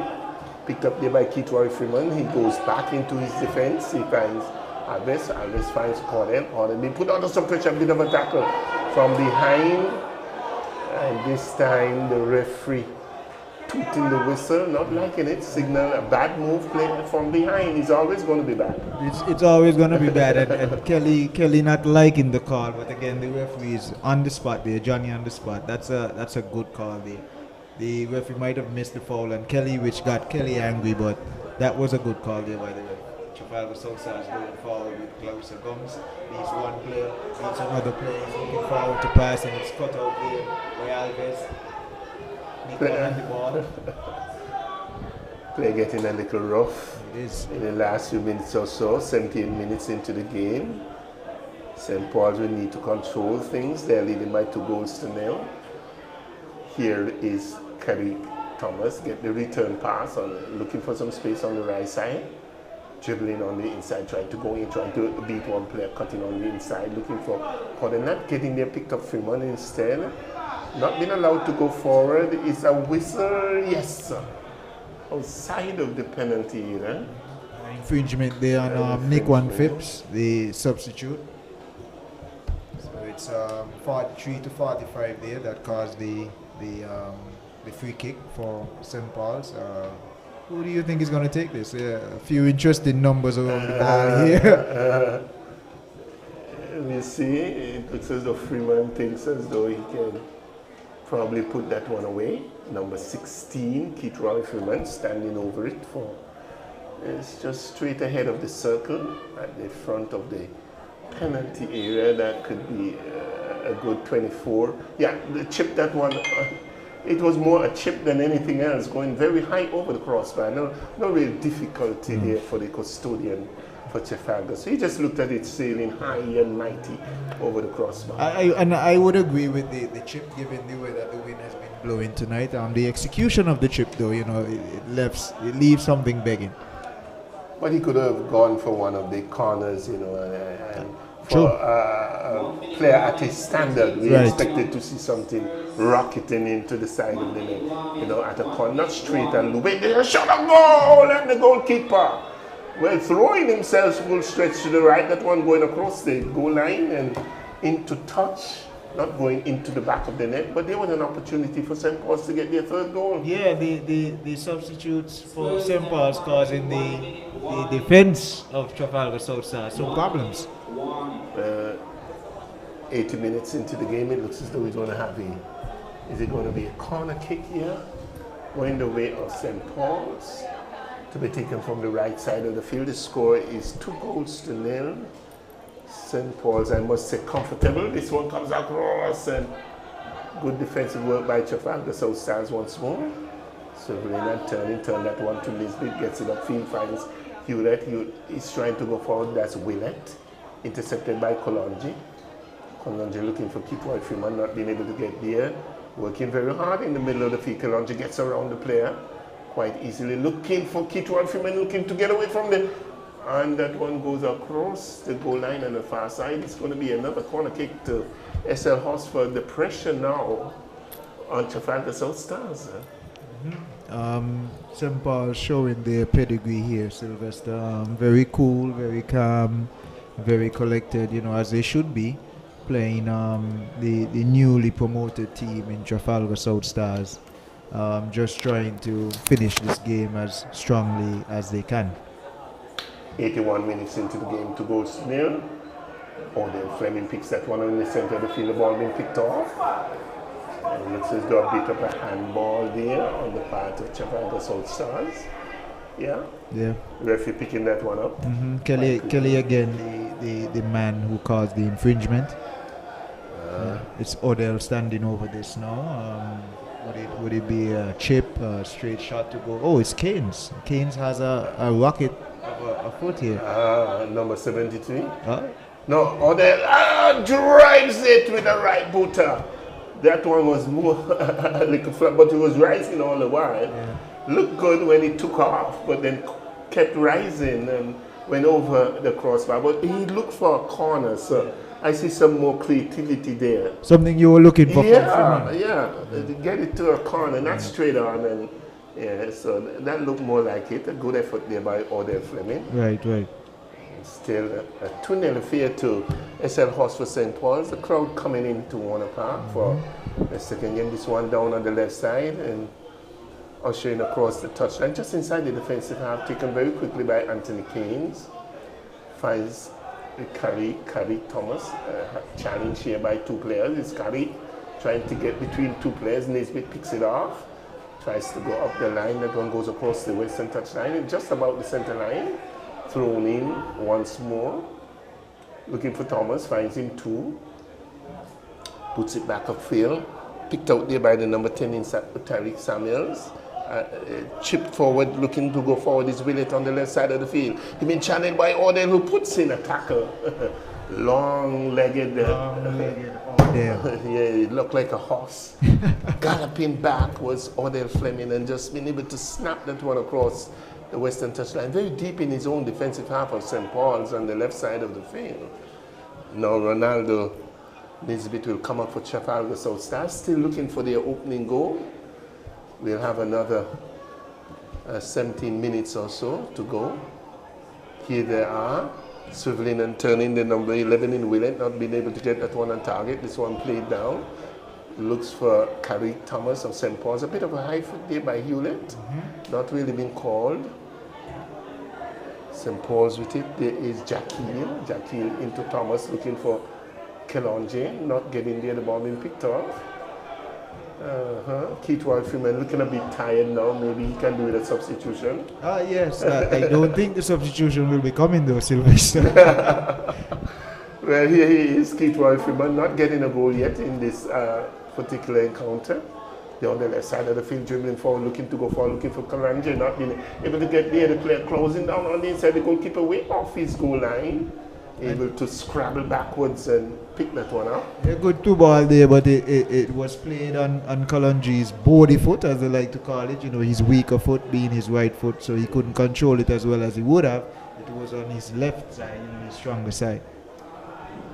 Well, here they are once more, St. Paul's on the left side of the field, just going over the center line on the left side, looking to go forward, looking for another goal. If they can get a third one, they'll be very much happy. A third and a fourth, it's 2-0. This one ushered across the eastern touchline. It's going to be a throw-in to Trafalgar South Stars, so must be thinking about doing something.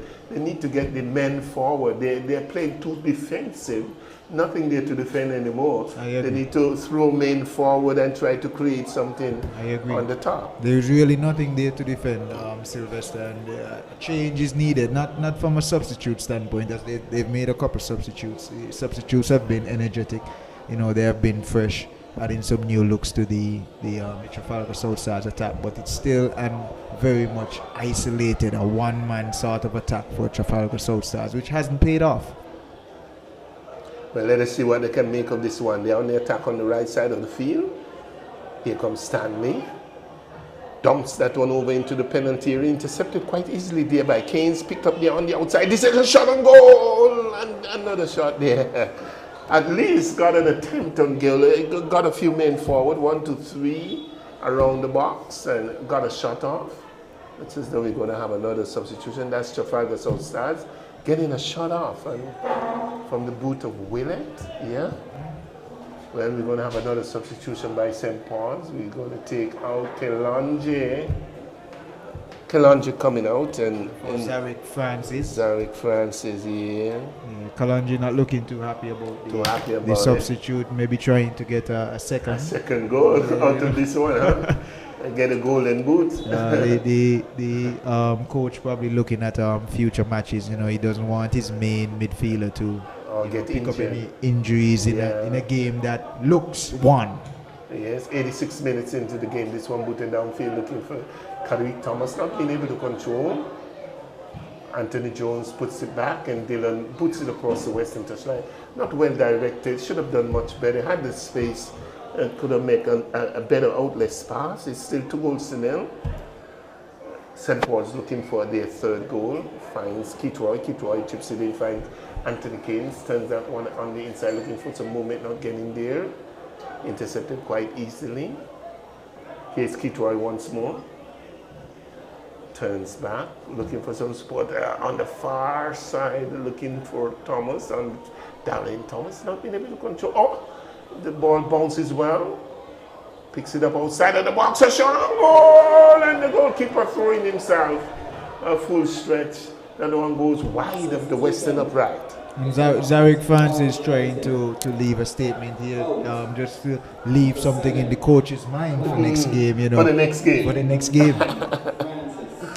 I like that, trying to do something. But it was a good shot. It was a good shot. Bending and curling for the far post. It was a good shot. Again, using the wind. Yeah. It was a good shot.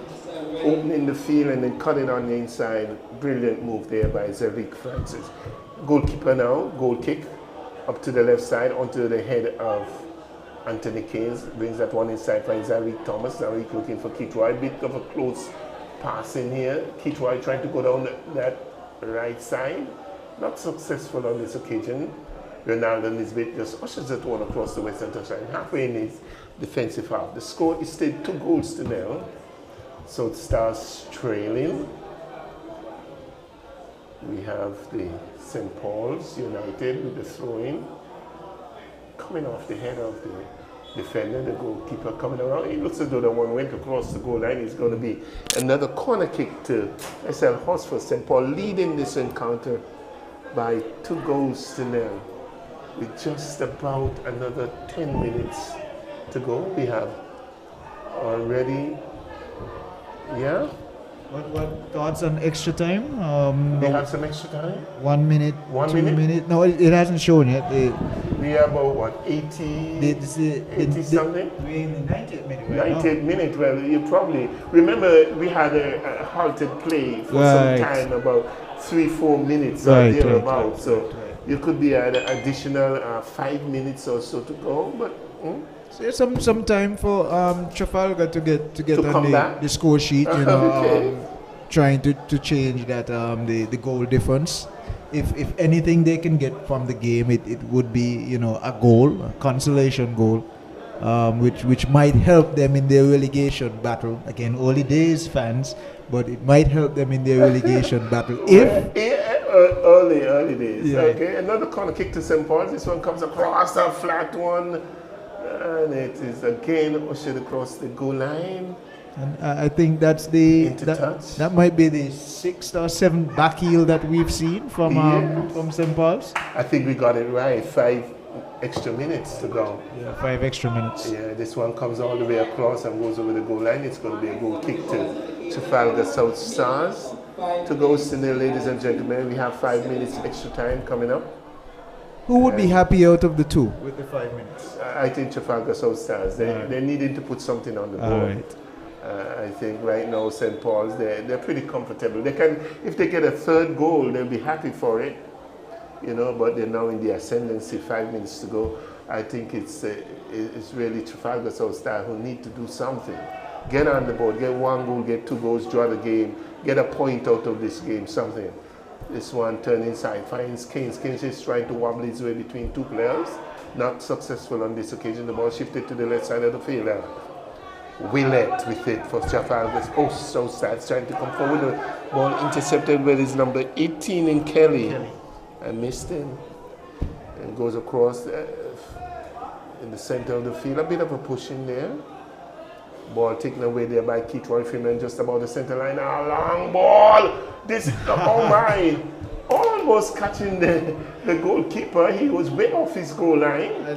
Freeman looked up, and from about half line, he drilled it. And that is what strikers do. Any chance, any little space, they try to pounce on it. They try to take advantage of it. And Freeman being a bit unlucky there, kicking the ball wide.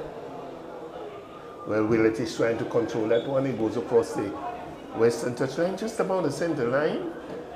But it was Freeman trying to get his opening goal, and it was a good opportunity, yes, a good chance taken, yes.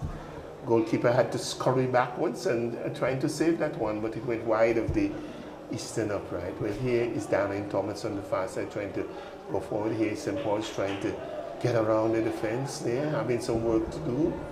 They're leading by 2-0, trying to go forward now. Ball being picked off by Trafalgar South Start, a bit of a tussle, whistle goes. Again, Zarik Francis. Zarik again in the mix. In the on mix. the far side. In the mix. He's looking to open No, the next game. Yes, definitely. He's letting the coach know you have a player here. You have a player here. I should be a starter. Okay, it's 2-0 still in favor of SL Hotspur St. Paul's. It has not been one of their better games, but a win is a win.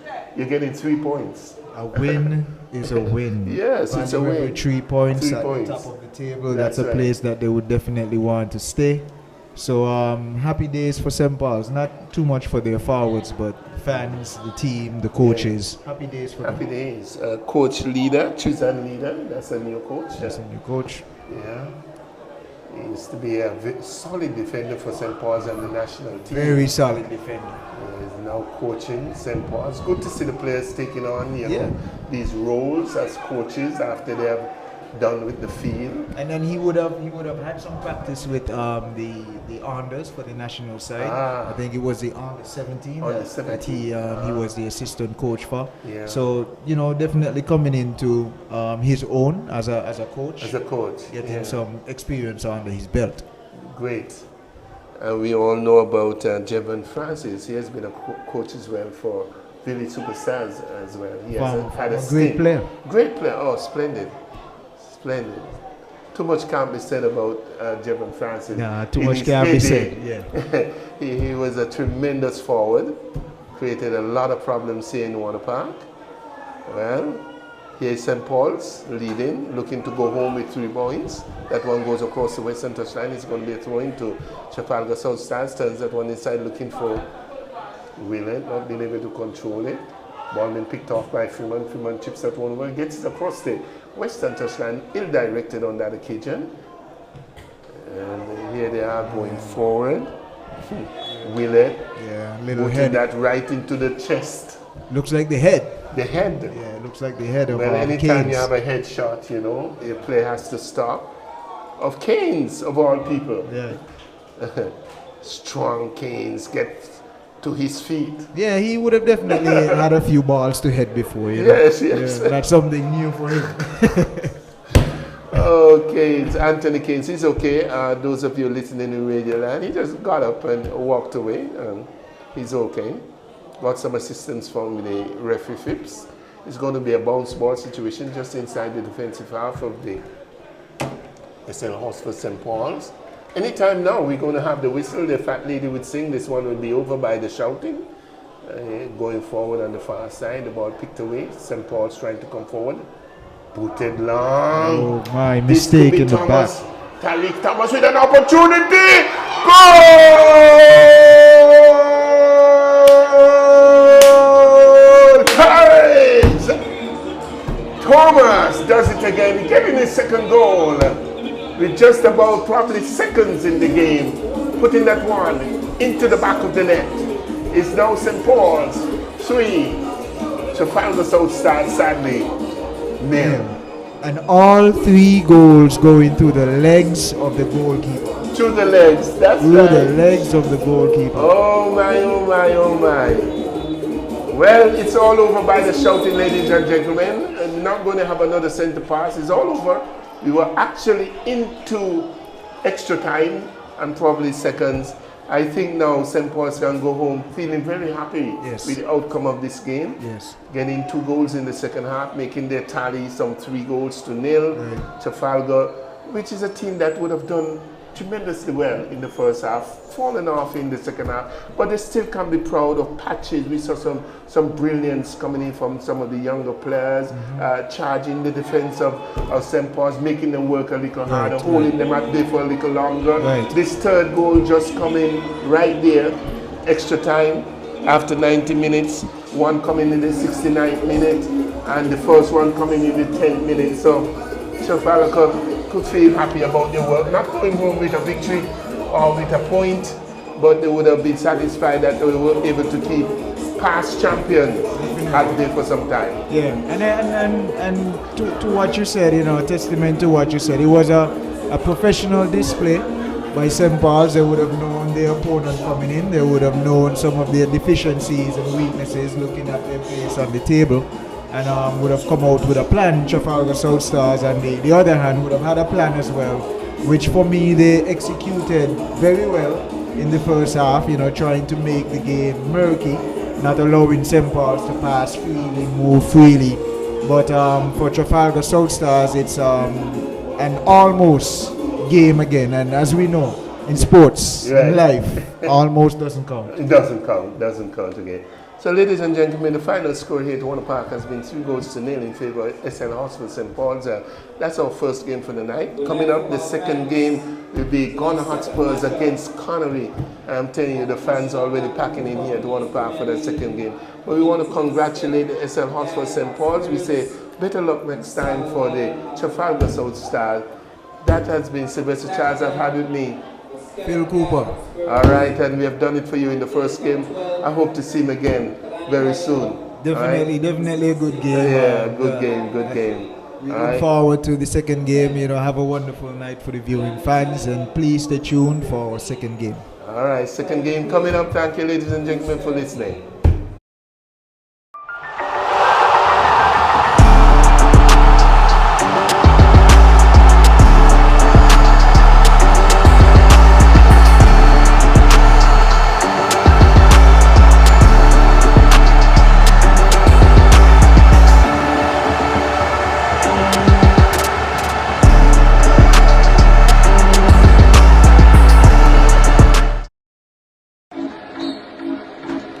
The SKNFA loves football, and part of loving the game is making sure the players have access to the best healthcare. Never before has the association taken such a big step in looking out for our players. That's why our partnership with SKB MRI is vitally important. This is an essential step towards better and faster player recovery. At SKB MRI, you benefit from world-class diagnostics and equipment built for top athletes and suited for everyone. Located in St. Kitts, it's easy to schedule an appointment. You can also look forward to amazing customer service from professionals who truly care about your health and recovery. We want you back in the game as soon as possible and fully recovered. SKB MRI has been essential to my health as a player. Their services are the finest. SKB MRI helps me to get back on the field quickly and safely. Because, as I said earlier, we at the SKNFA, we love football. SKB MRI, your health can't wait. You're never too young to start planning for your financial future.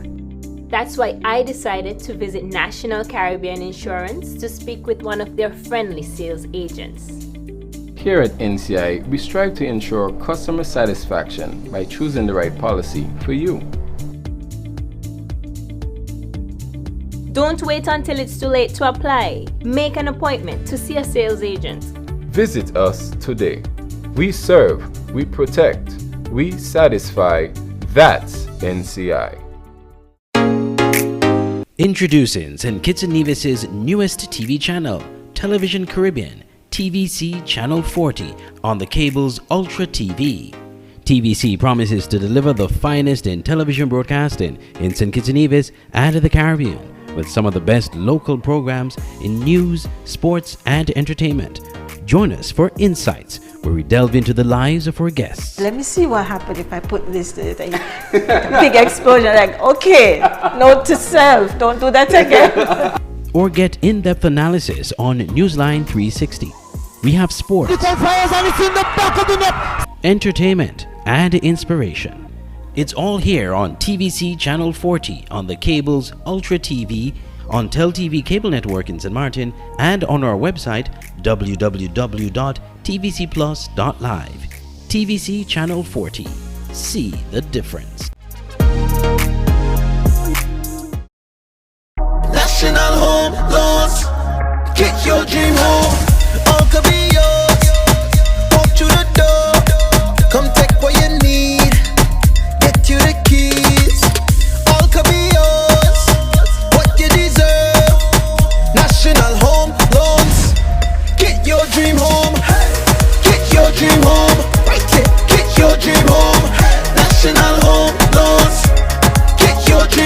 National Home Loans. Home ownership made easy. When you're with National, you're home.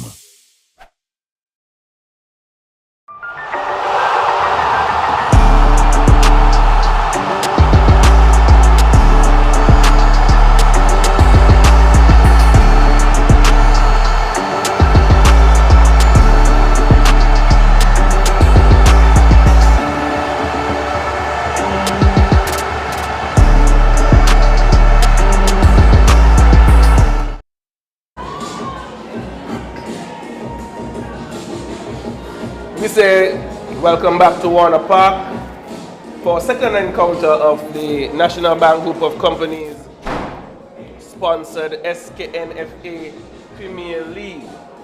Well, this encounter will see Skellig Gordon Hotspurs. They will be doing battle against Ireland Auto Supplies Connory. Both of these teams are already on field. I have the team sheet for you. For Skellig Gordon Hotspurs, it's Kalani Heiliger, Marvin McSheen, DeAndre Challenger, Tyreek Queely, Valmon Jeffers, Racine Thomas, Tristan Chumney, Raquel Allen, Dave Warner, Shaquille Adams, and Brandon Tuckett. For Connory, it's Sean Martin, Keandre Maynard, Javan Matthew, Errol O'Loughlin, Byron Phillip, Keith Roy Williams, Jazil Francis, he was back in the 11. We have Anthony Grant, Navaldo Champagne, Kelandre Maynard, and Jaquan Hendrickson. With me this evening, I have Val, and we are looking to cover this encounter. We're hoping for an exciting one for you this evening. Good evening, Val. Yes, good evening to everyone out there. Welcome to another SKNFA matchup where we see Skellig Spurs coming up against Connory FC. As we know, Spurs in the bottom of the table will be looking to get out Connory coming off a loss on their last game against Keon, and they'll be looking to bounce back here to get a 3 points. And as we know, the table is very close. One slip up and you are way back down in the table, and as we said, Spurs will be looking to get out of this relegation zone, while Connory will be looking to creep themselves back into the final 4 position. So we just got to wait and see here, as we have Connory will be kicking off this one here to start the first half.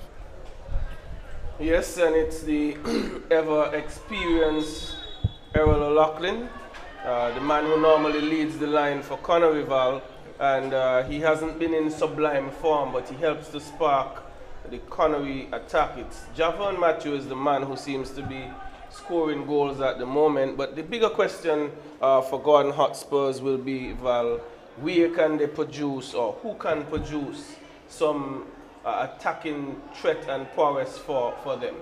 Well, we look at a player as in Steve Archibald, but he's not in here tonight for Gordon Hotspurs, so they will be looking to other players like Challenger, players like Adams. They'll be looking for those 2 players there to hold the mantle while Archibald is out, and like I said, we just have to wait and see as the game progresses, as we see Spurs just looking to counter-attack, and in the end, well defended there by Connory. Well, you would have been coached by the new coach for Gordon Hotspurs, that's George Yellowman Isaac. What do you think he can bring different to their game, to their approach?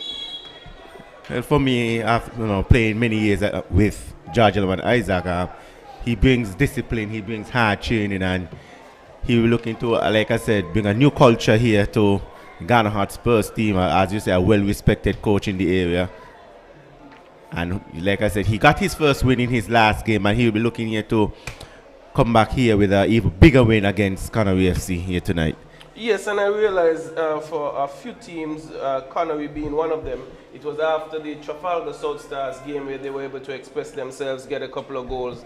They sort of got their chemistry going, and the flow of their game got better after that, and they were able to find some goals, and they defeated defending champions. But we have Mr. Jeffers standing over this free kick for Spurs, swinging it in, not cleared by Connory, and an infringement. But they're going to hope to Spurs, that is, to find some form. Even though they defeated Trafalgar South Stars, they had a bit of a what would I say, a rough ending to the game. They allowed, well, I wouldn't say allowed, because there was some sublime strikes by South Stars, but they will have to get their defense sound this evening.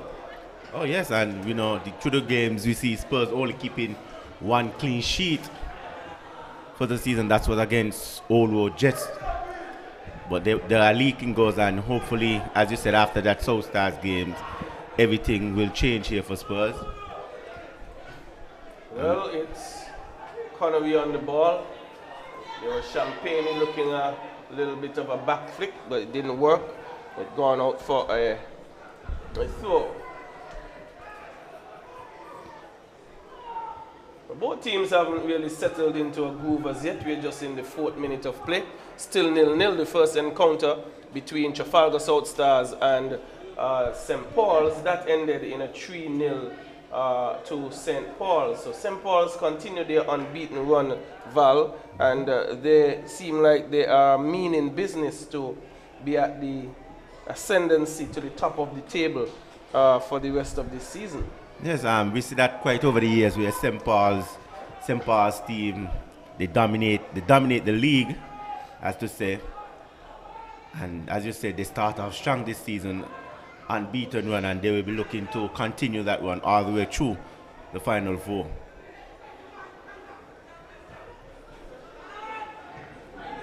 A nice through ball there for Adams, but this one is tackled strong by Maynard. No nonsense sort of a tackle, but the player is down. It is Challenger. He went down pretty heavily, and he will be receiving some attention. Yeah, Challenger just got clipped by the Connory player. Referee Shanda Wilkerson just pointing to play on, and in the end, Connory playing proper defense, just tackling out that one. So we have a throw in here. Seems like we have a free kick here to Spurs, as Shanda just called him back that play. This one will be taken here by Maxine. As we know, Maxine is back home after playing with Newtown last season. Now he's back home playing under his new coach, as in George Ellerman Isaac. As ball whips in, Maxine whip this one with his left foot. Ball still in the and goalkeeper just collect this one, and we see a new goalkeeper in goal there for Connory. Noval. Yes, I'm not seeing the usual goalkeeper for Connory this evening in Samuels. Samuels is usually the man in goal for Connory, but they have a different goalkeeper. I'm still struggling to locate his name and number, but he is gonna do business. Perhaps the keeper is Keith Roy Williams, and he is the man in goal this evening. Perhaps Samuels, he's the number 1 goalkeeper for Connory for some time, so I suspect that maybe he's carrying an injury. Yeah, as you said, Keith Roy Williams just making his debut here for Connory. He'll be looking to make a mark on his coach, hopefully keeping that number 1 position, but Spurs will have other ideas. Put some, as we see Connory here with their first corner of the game.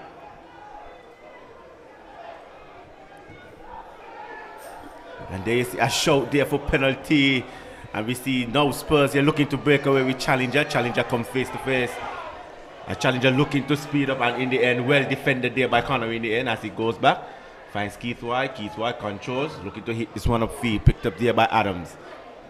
Now Connory looking to counter-attack. Ball hitting to Errol being brought down, in the end, Shanda Wilkerson on the spot. But there you see Champagne just went in down, a ball is hit over there for Macho. Latching it on to this one. Macho looking to go one-on-one. Macho cuts inside and be brought down, and Shanda Wilkerson on the spot. And as you said before, Noval, Macho is the man for Connory right now. He'll be looking, yes? He's going to be the man that Spurs are going to have to defend and defend well. He cuts down the left side, and he continuously would look to be cutting in on that right foot and looking for the far corner. And we saw him scoring a goal in a similar vein against Rams Village Superstars. It was a sublime goal, and they're going to have to pay close attention to him. So the right defense and the right wing will have to be tracking back, because he has a lot of pace with him. He's standing over a free kick now, just on the outside of the box. We're going to be looking to swing a right-footed shot in. He goes straight to goal, but the goalkeeper, he's equal to the task in Tuckett, and collected that one cleanly. Yes, Tuckett just standing near at his near post. Macho elected to go for the near post shot. Tuckett hit this one off, he cleared there by Connory, picked up there Macho. Macho looking to flick this one on. Cleared there by Spurs, picked up there by Philip. Philip looking for Macho. Macho looking to speed away, but in the end, good defending there by the number 12 there for Garner Hotspurs.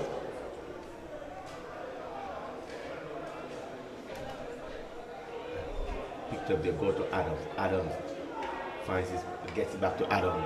Here he have Challenger. Challenger hits this one up to Allen.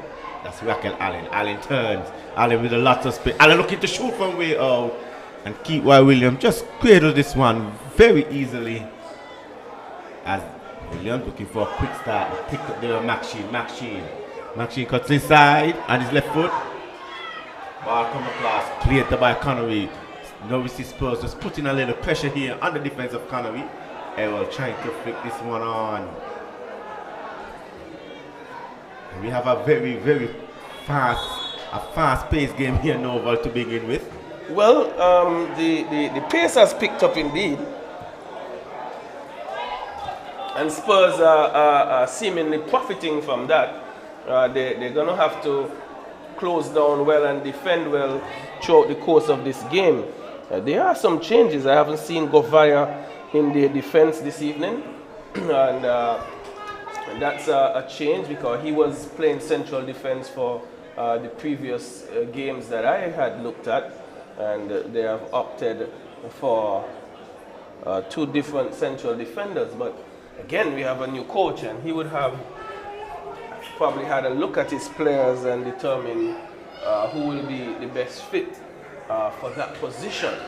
But they're going to have a busy evening in defense, because Connory, even though they're just coming off of a loss against Keon, I think they created quite a number of opportunities in that game, and they have shown their attacking prowess for the last couple of games, and it will be wise for Spurs to be rock solid in defense. But here is Tuckett, the goalkeeper.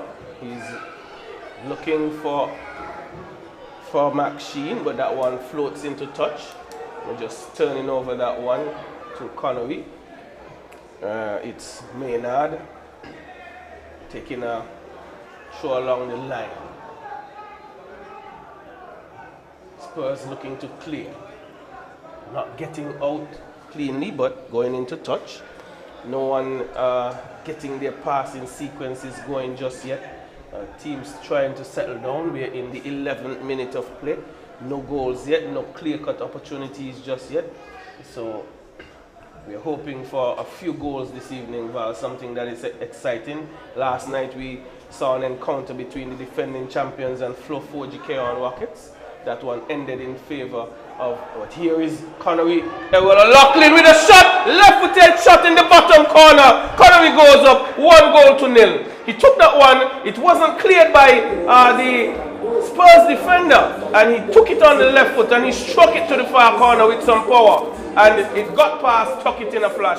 1-0 Connory. Yes, and as we said, we were just talking about Errol O'Loughlin at the start of the game, and he showed up here for his team, Errol, with a wonderful drive with his left foot, with his weaker foot.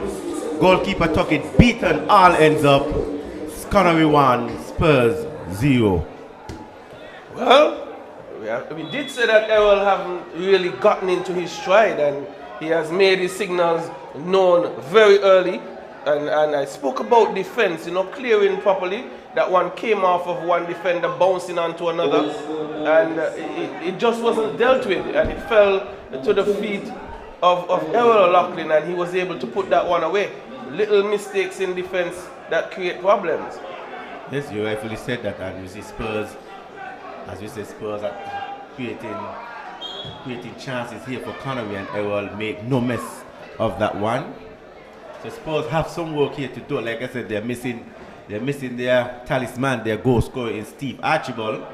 So we're going to have to see other players have to step up here tonight in order for Spurs to get this victory and these 3 points. Yes, it's Queely turning in midfield. He's looking to find... Okay, it's Champagne taking over. He's trying to play in Errol O'Loughlin. Just on the right side, he goes back to Champagne. Champagne switches the play to Javon Matthew, right on the top of the box. He's looking to beat his defender, but he covers well, and he pushes that one outside for a corner. That's good defense there by Heiliger. Heiliger not allowing Matthew to run at him, but in the end give up a corner. And we know Connory have an aerial threat from these set plays. Players like O'Loughlin, Connory hits in a very poor corner there by Matthew. Well, Connory is still with it. Looking to find Matthew again down that left side. He's crossing this one. Should be dealt with, is it? Yes. Spurs getting out. Late challenge. There's an infringement in the box. But Val, Matthew looking very dangerous along the left side. Right. As you know, he favors that left side.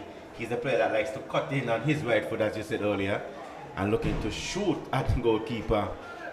And we see him have a good flying start for this season. And he will be looking to continue his goal scoring ability here to help Connory get these 3 points here tonight. Yes, they only have to keep him quiet. Spurs looking to hack that one forward aimlessly to no one. It's going to be retrieved by Martin. Martin has time. Can he pick out a pass? No, he was looking for Matthew. It's cleared. It's going to be picked up by Allen. Allen goes out of touch. So I keep saying that the defense and the right wing, they're going to have to pay attention to Matthew. They're going to have to track back. They're going to have to defend. And I think everything starts with defense. You have to be able to defend your goal if you're going to think about picking up any points. If you're going to be leaking goals, you're going to be in problems. But the defender that came in would be Jeffers, and he's been a long-standing central defender for Spurs. He has a lot of experience. Yeah, yes, and like you said, defense in football, defense win you championship, as they rightfully said. And we haven't seen Spurs defended well this season. And there you see Shonda Wilkinson and we see Connory also going with a new central defender here tonight, as well as we see Madasa Howe not in the starting 11. We see number 66 there for Connory. That's Jazil Francis. Well, he was in the game prior. He missed the K-On game. He played against Rams Village Superstars. He told me that he traveled and he was not in practice the week leading up. But a long ball being played in here, close to the box. Connory looking to clear. They do so now. Errol O'Loughlin in an offside position. He was offside and came back onside. Yes, as Jazil would have informed, he traveled and he would not have been able to make the squad. And Madasa Howe, he played against Keon, but Jazil is back in the squad. Jeffers with a poor free kick, giving it away. But ball played into Champagne, looking to run onto this one, but it's too long, and Tuckett is out quickly and he's able to take control of the situation. It's 1-0 if you're just joining us. We are in the 17th minute of play. Goal coming in the 13th minute via the boot of Errol O'Loughlin. and Connory are in the ascendancy. Spurs, Skellig Spurs, are looking to assume some dominance on the game. Ball possession, get the ball forward. They haven't been able to do so. Most of their players, Val, have been woken up long before they could get forward. But they are not the most confident team right now. And they're struggling at the bottom of the table, but this is a game that they're going to have to get points from. And very early they're playing from behind, but the ball is bouncing around in the box, not handled by Connory, not cleared. A shot is coming in, not well controlled by Thomas. Thomas looking to put a right foot through it. It was bouncing and he didn't get over the top of it. His technique didn't allow him to get a shot on goal. Yeah, I was a good effort there by Thomas. I just said the technique was wrong as he came in with that volley, but as you see, that's his first chance and goal that Spurs had throughout this first half. And you see Heiliger just winning that one off of that's Matthew. Spurs with Allen moves it up, picked up there by Matthew. As you see, ball is hit down to Ewell to the channel. Ewell comes face to crosses this one, and Valmont Jeffers in the right spot at the right time as he passes one out to Chumney. Chumney being challenged there. As Connery just wins this one back. Champagne. Ball hits him one time. Jeffords clear. Adam just leads this one to Challenger. Challenger just couldn't latch on to this one. Well, it's Champagne going back to Maynard. Maynard trying to find O'Loughlin, but there's a lot of tussling between him and Jeffers. And Jeffers is going to have to play a physical battle with Errol. He's a very strong, physically built forward, and he's good in the air as well, Val. I've seen him score quite a number of headed goals. And he's going to have to keep him close. They're already playing from behind. But Spurs trying to get the ball under control. Looking to get forward, only finding the foot of Matthew. Matthew playing back. Challenge. Foul there by Spurs. Connory are going to continue from the back. Sean Martin being called back by the official. They were not taking the free kick in the right and designated area.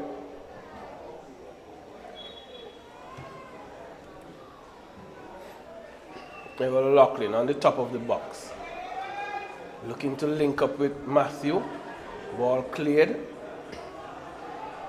Connory has a lot of time on the ball, Val. And they're in no rush, not being closed down. Defenders are not being put under a lot of pressure up front.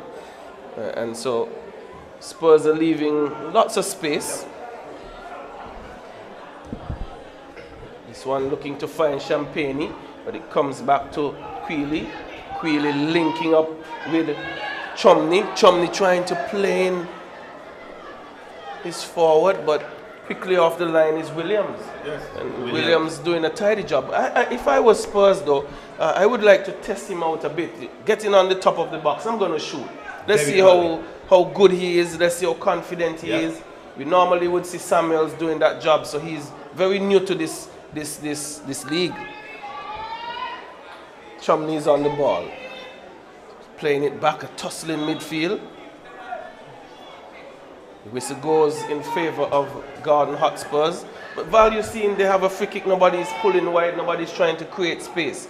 How are they going to open Connery up? If they're going to look to run to the center, it's going to be difficult. Yeah, like you said, we see Spurs not playing with much confidence, but as the game continues, hopefully, but if you look around the league, Makal, we see different teams with different coaches this season. As you say, we have Spurs, we have Newtown, we also have Keon, we also have St. Paul's. So we see quite a few coach changes here this season, and does that have an impact on a team in a negative way, or as head goes up? Shoot! And in the end, Williams collected that one very easily. So as you were saying, Makal, you have to test Williams, and Williams showed that he's confident playing this game here tonight. Well, Maxine got a good shot on it. It was powerful. but it was direct to him. And he would feel good that he got something on target. At least he made Williams make a save, effect a save. But they will have to continue in that vein, not being afraid to shoot, not being afraid to test him. Spurs with it now. Trying to play a little 1-2, that didn't work out. Comes out to Adams. Adams goes wide, picked up in midfield by Allen. Trying to go long for Adams, but quickly off the line is Williams, Val. Looking good. Looking good so far, Williams. Williams, you know, he's not new to the Premier League, as he had some stint with both Keon and Spurs. Here is Champagne down the right side, Val. Looking to cross this one, or was looking to chip the keeper. I think he got the cross wrong, and it went directly to the keeper. Here's Adams. Adams loses it in midfield. Connory has a lot of time on the ball. Spurs winning this one, looking to get forward. Allen looking to play through. Queeley doesn't get it. Goes all the way back to his keeper to slow it down and try to build from the back. Jeffers takes over. Central defender for Spurs for some time now. Plays with Tuckett. Spurs playing a very narrow game. You would want to think that Queeley should be hugging the touchline. Yep. He's following the defender when he should be pulling away from him. But here's Champagne getting a ball through. Shot taken but saved by Queeley. It was a weak right-footed shot. Val was looking to go across the keeper, but that should have been hammered at the goalkeeper. Yeah, good save there by Tuckett in goal. Keeping this one at 1-0, but we see Connory again. We see Spurs defense stretch again. Ball just coming over for the top, nobody marking. And now here we have Spurs as Shanda Wilkerson just on the spot. Thomas. Yes, and that's the first card of the game as Thomas picked up the first yellow card of the game. And now we see a player down for Spurs, that's Max Sheen. But like we said before, we see that defense again, just players getting the run just in behind the defense of the on Spurs, and luckily Champagne just couldn't finish that one to put this one in the back of the net. I think it was a good opportunity and he wasted it. I think he was trying to be a bit too clever. He was going for the far post, he should have hammered it, and I mean Tuckett was in good position as well, but he didn't do a good enough job. He was all alone, him and the goalkeeper. There's a player down at the moment for Gordon Spurs. You're uncertain who it might be. Max Sheen. Max Sheen is down. Val, I continue to say that there is some strange movement of Max Sheen down this left side. He continues to go in towards the defender when he could use the width of the pitch and hopefully stretch the defense, but he's in essence following the ball. I don't think that was the instruction given to him by his coach. But as you said, we have play with width. And we see enough wingers as they as you said, hugging inside, whether not to play on the touchline. But like I said, we don't know if that the instruction was given to him by his coach. As possibly. And the coach is very close to him on the touchline, so I think it would be easy to ask him to pull out. But Queeley and Max Sheen are both, well, it appears they're playing with two forwards, Queeley and Challenger. But here's Adams on the ball, looking for support. He turns, trying to play through one for Allen. Jazil Francis chasing it down, and Williams is quick off his line to smother that one. Yes, I see Williams again, just reading that player, and he's looking good so far. McCall, pretty solid, no doubt about it. His timing off the coming off his line has been good, and he's been able to cut out potential chances. Yep. But here's Matthew with the ball, running in midfield. He cuts in now. He's looking for some support, and there goes Maynard running along to make an overlapping run. but finding Champagne. Champagne turns, he's seeing the support, he plays in Maynard, who is wide. He crosses this one, but Tuckett has it covered, coming off his line quickly. He's looking for runners, but he slows the tempo down, and Spurs are going to build from the back. But a nice sequence of play from Connory. Yeah, as we know, Macho is more dangerous when he picks up that ball and he starts to run at you. A very dangerous player indeed, as you see Jeffers just bringing down Errol Lachlan in a very dangerous area, just a little outside the 18-yard box. So Connory have a free kick in a very dangerous area. Yes, it's right on the top of the box, and Errol just showing his ability there, taking the ball down, and Jeffers was on his back jumping and was fouling him. We had no chance of getting close to that ball because Errol had it covered. No, we see this one. It looks like it's going to be Javel Macho just heading over to take this one. Well, it's either going to be him or Maynard. Maynard has been, for the games I've looked at, taken a lot of free kicks for Connory. He usually serves a good ball in, but this one is something that potentially could go directly on goal. Val. Is he going to go far post? Is Matthew going to take it? We see Champagne approaching as well. Yeah, Champagne himself can hit them as well.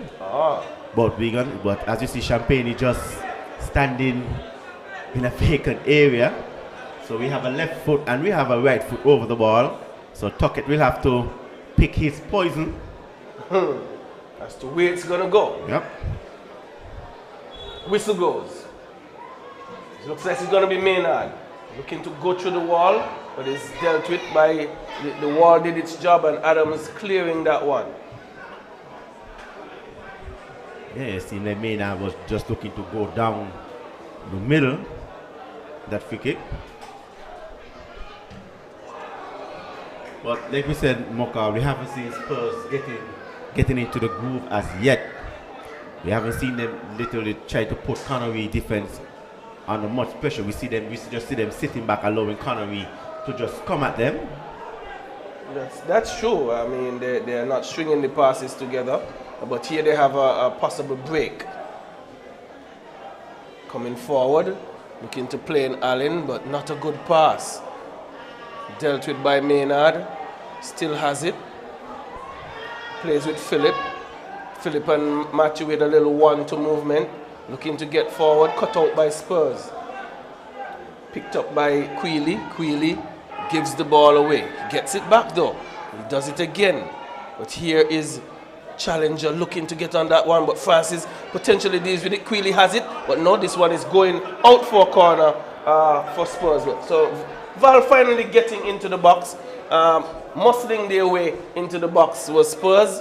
Haven't gotten that shot off just yet, but a corner is a good opportunity for a possible opportunity on goal. Yes, as we see Spurs don't have much aerial threat. As with Connory, they're much bigger.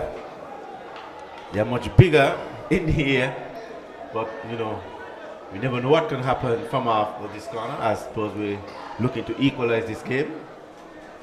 Definitely a much bigger side is Connory, but this one floated in.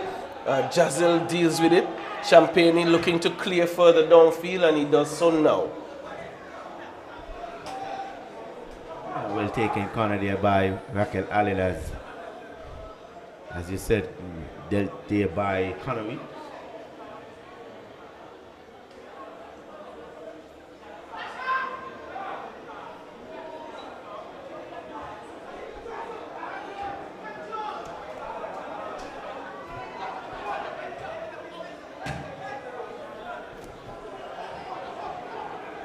Jeffers after this one. Is he going to play with his keeper? Yes, he does so. Tuck it. He finds McSheen. Good little play. McSheen looking to clear, but he puts it into touch. He was concerned about Hendrickson, who was lurking right in front of him and wasn't confident to take him on it. Didn't want to lose the ball. He put the ball into touch, and he's turned it over to Connory, and Maynard would take a throw. Yeah, and you see the difference between both teams. You see Connory looking to just play a high line, not allowing Spurs to settle, and then we see Spurs just looking to fall back and give Connory lots of space to play. So there's a difference between both teams. Connory winning that battle so far has proven to work for them. As you say, the first goal came off a mistake there by Spurs, and Connory was able to capitalize. Definitely, you're right about the approach to play as well, but Hendrickson is taken down by Adams. Yeah, and we can see the body language of the Spurs players. Well, they need not get frustrated yet, Val. It's 1-0, and they just need to keep playing and getting themselves into the game. This one floated over the crossbar by Champagne, and we are now being greeted with some showers of blessings. And can this have an impact on the game? You know, help the passing, the ball's going to move quicker possibly. But Spurs just allowing Matthew to take that ball away. And not very quick to the ball. And you know, we see that when Connory picks up the ball, Champagne looking to get the run on the inside, and that is what's working for Connory as the wingers looking to get that run on the inside. Spurs not aware, Spurs not picking up, but so far it's still 1 goal to nil. We're just about in the 34th minute. Goal coming from Errol O'Loughlin in the 13th minute of play. Now we have a throwing into Spurs. It will be taken by Maxine. Finding the head of Queely. This one finds the boot of Philip. Philip was looking to get forward. Champagne has it now. He's looking to cross, but it's blocked by Maxine, goes into touch. So Val, who within this Spurs unit can perhaps break down the defense for Connory, and how do you think they can go about it? They have been sitting back, which is not working because you're offering Connory space, and they are taking it and they're advancing and getting themselves in threatening areas. So how are you going to get out and break the Connory defense down? Here's Francis. Francis crossing to a number of players. Spurs looking to clear, hasn't dealt with it, but on the second attempt, he gets it out of there. They're looking to get out. And the rain coming down even more. And they're going to have to keep not just a level head, Val, but they're going to have to keep their eyes on the ball and to be even tighter in their controls and their ability to clear the ball, because if you're going to be continuing to miss in the box, there's going to be somebody looking to put it home. Yeah, as you said, we have rain and also we have wind, so we see the ball just holding up into the air. But goes back to your question, for how will Spurs and where will Spurs get a goal from? Y'all come down to players like Challenger and head goes up, and we see Tucker just collect this one easily. So like I said, y'all come down to players like Challenger, players like Adams. Those guys are senior players who is in the league a very long time. As I said, we have no Steve Archibald here tonight for Spurs, and like I said, Spurs will have to keep a calm head, put as much pressure on Connory's defense, not allow Connory defense to settle. And like I said before, Adams will have a major role here to play tonight. He, Challenger, also Allen. So those guys will have to show up here for Ghana Hotspurs in order Ghana Hotspurs to come out here either to equalize the game or to go on to win this one, to get all 3 points here for Ghana Hotspurs here tonight. Well, it's going to be Queely who's going to be taking the Maxine taking the free kick. He goes long. This one is just on the top of the box, coming off the head of Challenger, an attempted bicycle, but that one would have caught one of the defenders for Connory, Weir, but an immediate call for the medical personnel to get onto the field of play. Yeah, see like that looked like Chumney going for that bicycle kick. And yes, and you see that Connory player just coming in looking to headed that one, or seems like that's Maynard. Yeah, it was Maynard. Yeah, Maynard, yes. But he is okay. He's up and running again. That one went against Chumney. It was trying something spectacular, Val. Didn't come off. He didn't even make connection with the ball.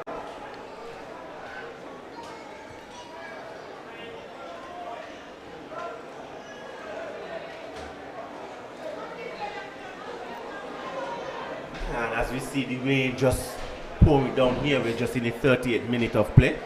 Connory with a free kick into the 80-yard box. This will be taken by Jazel Francis.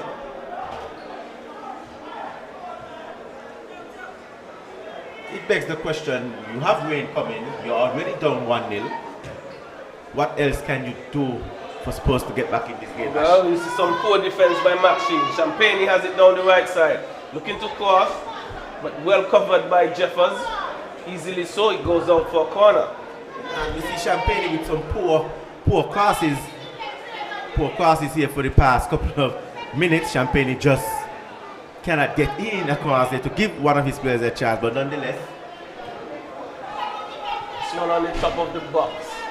And ushered out for a goal kick. And you're right, Champagne, in my humble view, he has had time, he has had space, and he's not finishing, getting the final product into the box. Yep. And the thing about it, you don't want to continue giving up possible opportunities, because Spurs may eventually go into this game. We're in the 39th minute of play. Yes, they haven't been threatening, but if you're only with a slim 1-0 lead, and you will probably want to try and demoralize them even more and try to get a goal, but they're going to continue fighting, Spurs that is. But we see the goalkeeper Tuckett going down.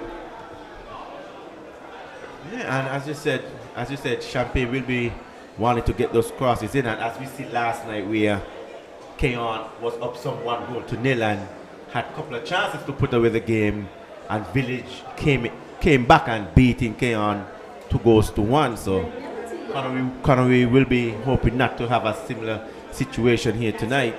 You're definitely right about that, Val, because Keon had, I think, 2 golden opportunities at the start of the second half. Yep. They were unable to put them away, and then they began making errors, and Rams Village Superstars, the champions of this league presently, with that level of quality in front of goal, they were able to pull their team back. And we have no football at the moment.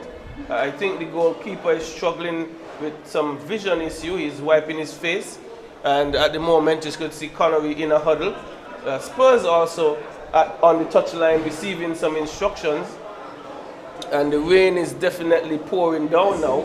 And would this have an impact on the game, Val? What should be the approach of forward players at this time? With this, you're a goalkeeper, and how is it dealing with a wet ball?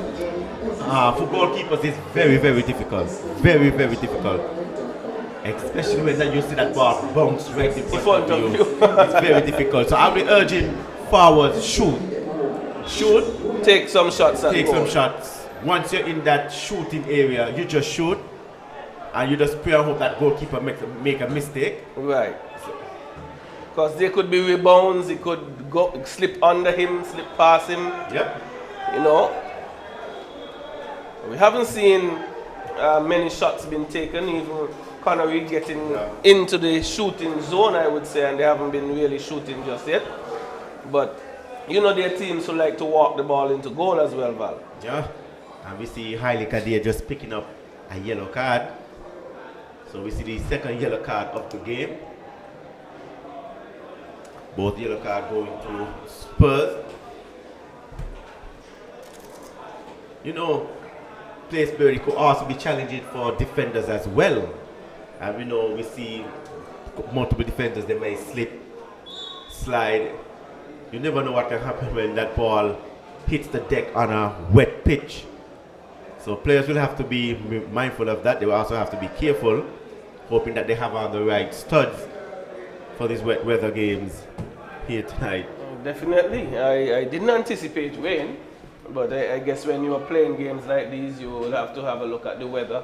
And we have these fancy phones that could give you projections of possible weather conditions. So we hope they would have taken that into consideration. But you mentioned defenders and clearing the ball. A lot of times you see them try to clear the ball, spins off the side of the boot. So you have to focus in everything you're doing to get it right. Especially also, here is it in the middle of the box, shot taken, Spurs clear momentarily. Jazil giving it away. Spurs looking to take over and get forward. Looking to find Adams, but no, it wasn't a good pass. We're in the 43rd minute of play. Island Auto Supplies Connory 1, Spurs 0. Spurs getting that, Connory getting that goal somewhere in the 13th or 14th minute of play, very early, and we're still 1-0. But here is Allen down the left side. He's been challenged by Sean Martin. He wins it, but he only finds the boot of Adams. Adams looking to cross. This one goes into touch. Connory defending well. Not offering Spurs a lot of space, Val. On the other hand, Spurs have allowed Connory to play. And that's, like I said, that's the difference between both teams. Connory just keeping pressure on, not allowing Spurs to run at them, not allowing Spurs to settle on the ball. Otherwise, we see Spurs just giving up lots of space there to Connory. A shot comes in! And then you see Spurs players looking for a handball. A shot. The Wilkerson said, no, I'm not interested. In the end, gives away a corner here. But first real chance, and goal there for Spurs there, Mokal. Shot comes in. And in the end, we have a corner here to Spurs. It was a good shot. I didn't see the handball. I don't know. You know, the players are much closer than we are. But it was a good shot, and it happened to touch a Connory player, and he went out for a corner. So Spurs, again, in a good area here to take a corner. You mentioned how big the Connory team is, and the cross comes in, heads are going up. It's cleared by Hendrickson. Adams has it, trying to control, he doesn't. And Spurs gets it back again, looking to get forward. This one hit long. Evan Lachlan chasing, but this goes out for a corner. So a good bit of little pressure here, Val, to the back end of this half. We're in the 45th minute of play. And Spurs would like to get a goal to go in at halftime. But the thing is, as you mentioned, that is totally correct, is that the Connory team is so much physically bigger, taller than Spurs. So how are they going to get head onto the ball here? Corner comes in, it just finds the head of a Connory player. Ball played back down into the box. Adams has it on the top of the box. He's going to look to shoot. He's trying, loses his footing, and that one goes harmlessly wide. 2 minutes added time to this first half, and the score is still Connory 1, Skelett Garden Hotspurs, they are 0. Yeah, and as, like I rightfully said, you have to have your shooting boots on here. We see Adams looking to just cut on this side, and we see he just slipped while getting off the shot. It still remains 1-0. Spurs with it. Adams now he's shooting. I guess he's hearing you, Val. From some distance too. He's looking to get past the keeper, I would say from about 25 yards out. And it was from the right side, so he would have had to be in a really good shot to beat Williams from there. Yes. Adams elected to shoot rather than just putting that ball inside the box to give challenger a chance. But as we said before, we say Connory team, they are much bigger and more physical as a threat in the air. And that's just the story of the first half there, Nova. We see Spurs just gifting back Connory the ball each time they get it, as we match you switch sides. Yeah, we say Matthew has made a shift, and he does that ever so often as the games progress. He will go from one side to the other, looking to exploit, you know, the team not paying attention and covering him well. But see Connory trying to catch out Tuckett there, but he's back.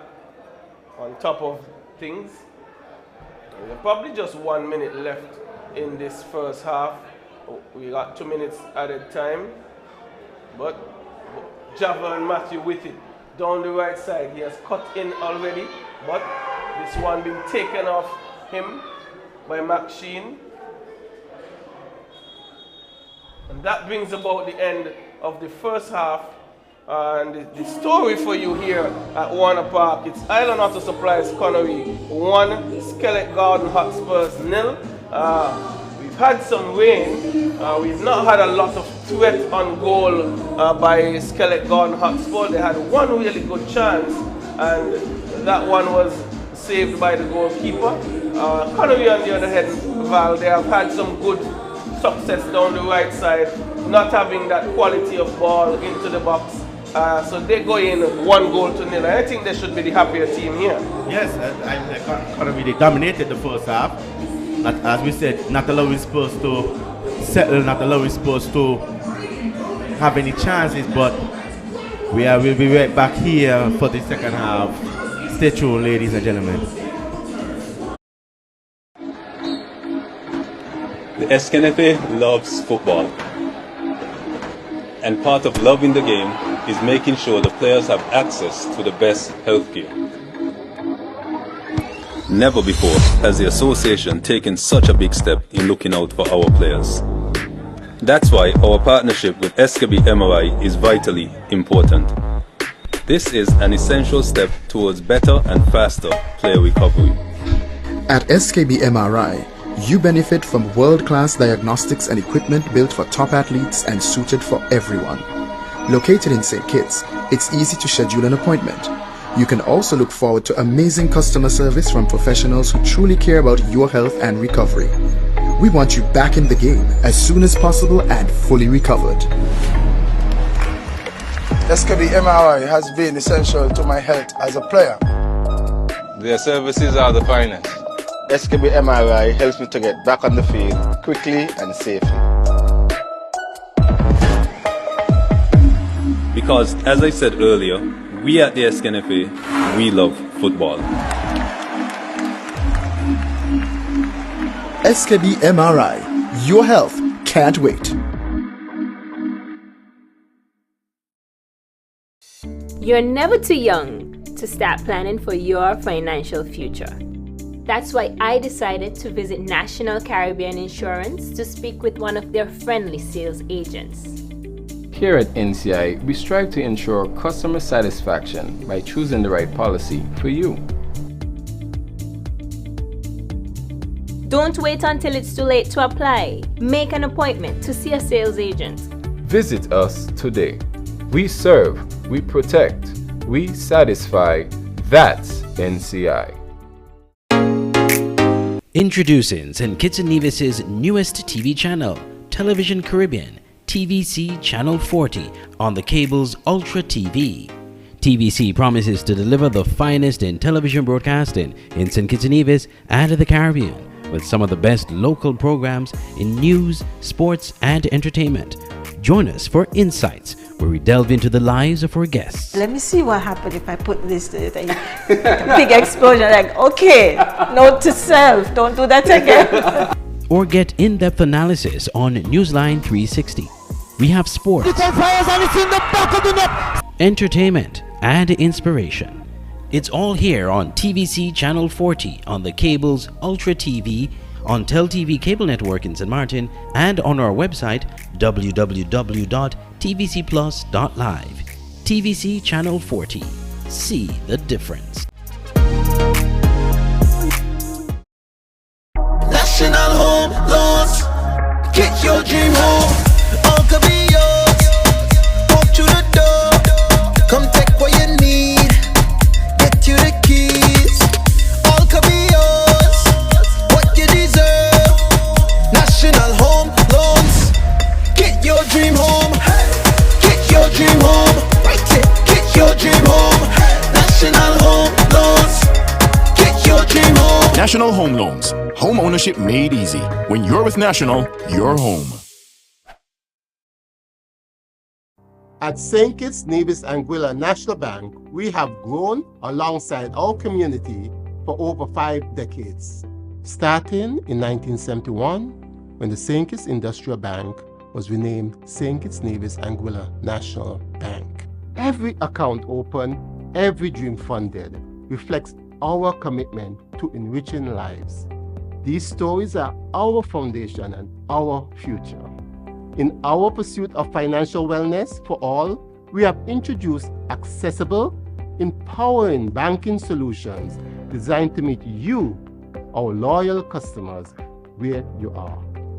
As we mark our 53rd year, our dedication to community and customer-centric banking is stronger than ever. We look forward to building on this legacy together. Join us on this continued journey of progress and partnership. Your trust, your dreams, our mission. Thank you for choosing St. Kitts Nevis Anguilla National Bank.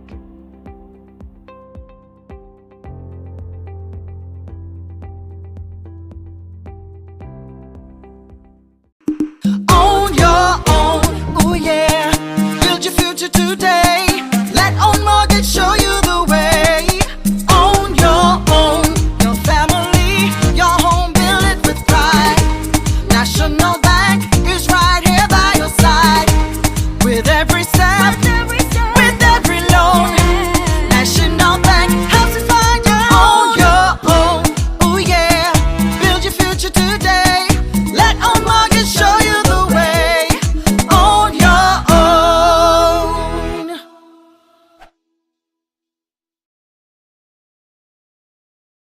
Can I get a wow? It's the sound you'll make when you get our loan. From a place you once knew to a dream home come true. Wow, for a home like new. Wow, it's the effect you'll get when you upgrade your home. Upgrade, improve, enhance your home with National Bank's Wow Mortgage for the effect you'll get when you upgrade your home. Lowest interest rate guaranteed and the most favorable terms. It's Wow Mortgage. Can I get a wow?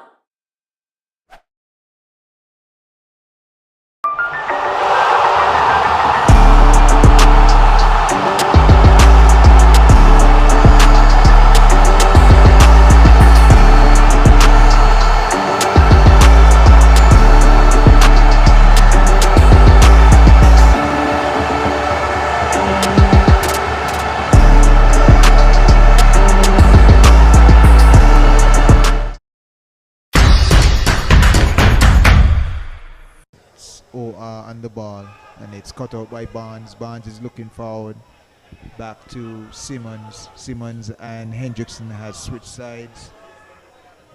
Keeper is wide to Hendrickson now. Hendrickson looks at his number 17. Passes the ball in midfield. It's cut out by Oa on the top. It's number 90. He strikes the ball, and it's a goal. Goloso. Goloso. I would have to say the keeper is let down by his own effort there, but it's a wonderful goal there, Derek. And as we see OR striking first and putting Kayan behind. Can they get a late one here to equalize again? Ball comes in and Drew punching that one away. Head going up. And Allwood clearing that one off the line, and the ball is into the back of the net. And Kayan Williams firing a shot there. A loose ball and putting it into the back of the net. And just as I spoke, Phil, Kayan getting the late one for equalizer again. Can this build some momentum now? Yeah, it looks like that way, Derek. And I'll have to ask you for the lotto numbers. You've been on point. So we see Clark pushing that one across, and Tijani Foy taking his time and putting it onto the crossbar. Totally relaxed, thinking and counting. It is goal already. And Tijani Foy from halfway, 3 yards into the 6-yard box, Val, putting that one onto the crossbar. It is good that they're adding points to the table as well to stay amongst the top teams. But Clark giving it away. And Bart now looking to break foot. The young player who just came on finds the player on the inside, and ball played over, and that one is slapped into the back of the net, and Bart getting the late goal here and putting it past Samuels. Bart getting it. Richards, who has been threatening all night, he have been working hard all night, Val. Freeman linking up and they're runners. This time it's Phipps down the left side. But he's been covered. But Kalonji comes onto it on the top of the box. And there's the shot. And this one is in the back of the... Oh no! Did it cross the line? Yes, it did. Did it cross the line? The official has suggested it has. And a shot that came in from Kalonji just inside the box. It was a thumping shot. It came off the crossbar and it went over the line. Playing with Clark. Well taken. Good control. He's running onto the defense. In the box. He's looking to take a shot. And this one is being judged a penalty. He strikes this one. And this one is in the back of the net. Easily sending the goalkeeper to his right. And Kalonji going the other side. And St. Paul's going 2-0 up here. What? Defense read the play very well. Here's again Kalonji with that pass, looking to find Malik. Oh, that's a beautiful play. A beautiful play. Lovely play. Lovely movement. Can he score? Oh, that's a wonderful goal. That's an absolutely brilliant goal. Oh, what a goal. This man has been playing some exciting football for the whole night. Looking for Rogers. Rogers looking to chip that one over, and it's a lovely finish. Exquisite finish there by Rogers. Galway coming off, getting down to try and block it. And Kimari Rogers with a lovely finish there. Inside to Austin. Austin with the ball still. Austin being challenged by Hewlett. And the captain looking to square that one across to Austin. And Austin puts it into the back of the net easily. So Village playing a bit of draft here. And ball played in. Cut out there by Austin Henry. Elliott still with the ball. Elliott directing traffic all day. Seems to be the traffic police for Village. Kimari finding Elliott. Can Elliott get a goal of his own? And Elliott putting it into the back of the post. Into the back of the net there. In the far left hand corner. And Elliott celebrates his goal. Village 3 to be added. So Southsides have 2 minutes to keep Village out of their net. But it's a turnover. Kimari hook back and looking to just slot that one in, and that one coming off of the upright again, and Austin firing a shot, and that is a rocket of a shot in the back of the net. Austin getting his second goal, and Village going up some 4-0 here. The defense, as he's pulled, he's pushed, and the flag going up, and the referee signaling a penalty. He's looking to go up some 5-0 here. Amri sets, waits for the whistle. Amri steps up, stutter step, and puts it up into the roof of the net, and it's a lovely penalty there by Amri. So it's Village, and Kimari is being pulled down here. So the whistle goes. And Amri putting that one into the back of the net, curling that one around. Easy peasy. It's Benjamin, goes inside to Gary. Gary looking to play through that one, and Kimari picking off that one, firing one, and it puts it into the back of the net. That one is a bit too strong for Galway. Galway making the mistake. Captain Fantastic Kimari picking up that one by Southsides, and Village looking to break forward early. It's Joseph Wilkes looking to speed away. Wilkes with the ball. Wilkes looking to slot that one past Galway, and Wilkes getting another goal there.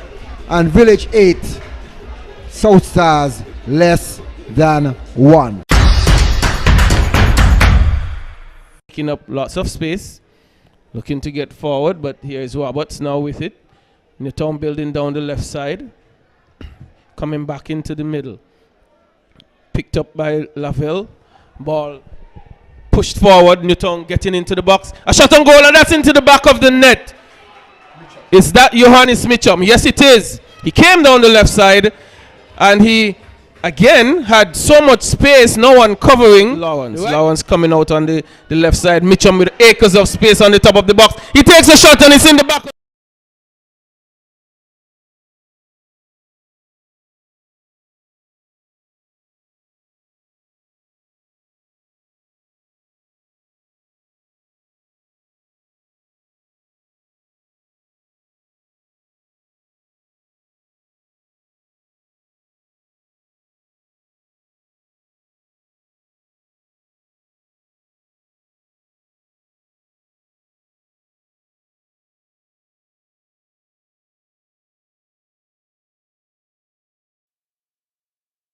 As we get the second half on the way, it's Spurs with it, looking to build down the right side.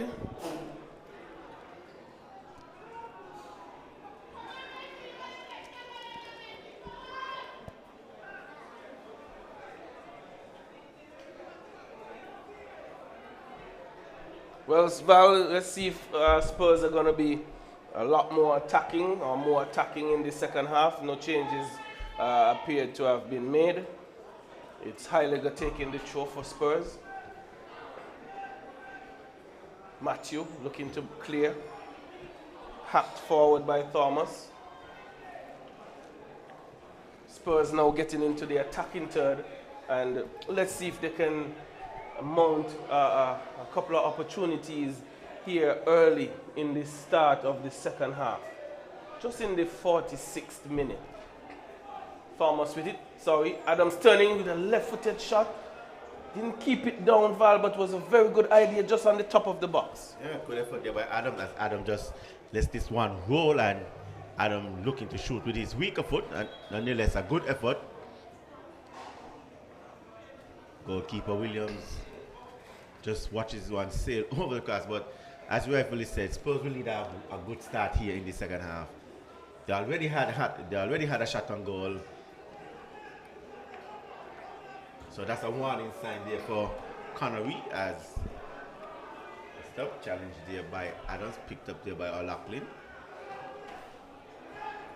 Warner clearing partially.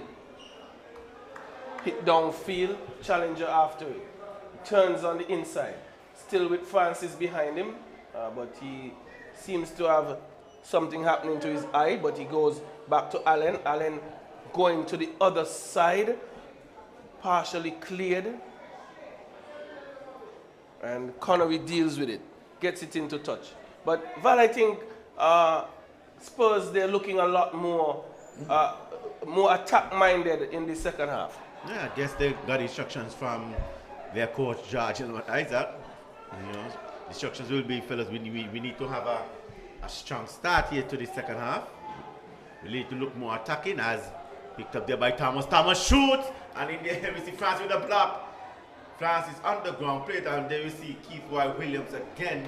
He's been reading this game very well here tonight there, Mokal, as you know, he's making his debut there for Connie. But as we said, we see Spurs again just looking to, as we said in the first half, looking to just know what Connery was doing to them in the first half. We see Spurs looking here to do the same thing as Matthew with some space down the left side. Allen in attendance. He goes further to Maynard. Good little nifty play. He's looking to get the ball in the box. Dealt with by Jeffers. But Val, you see Spurs committing a number of players forward, and they left themselves a bit open in the back. But Jeffers deal with it. He finds Adams. Adams didn't control well. But Challenger coming off, picking up this one. Has a number of players around him. Was trying to get around all of them, but Francis Jazil was able to deal with that one and getting it cleared. Yeah, Francis having a great game here tonight.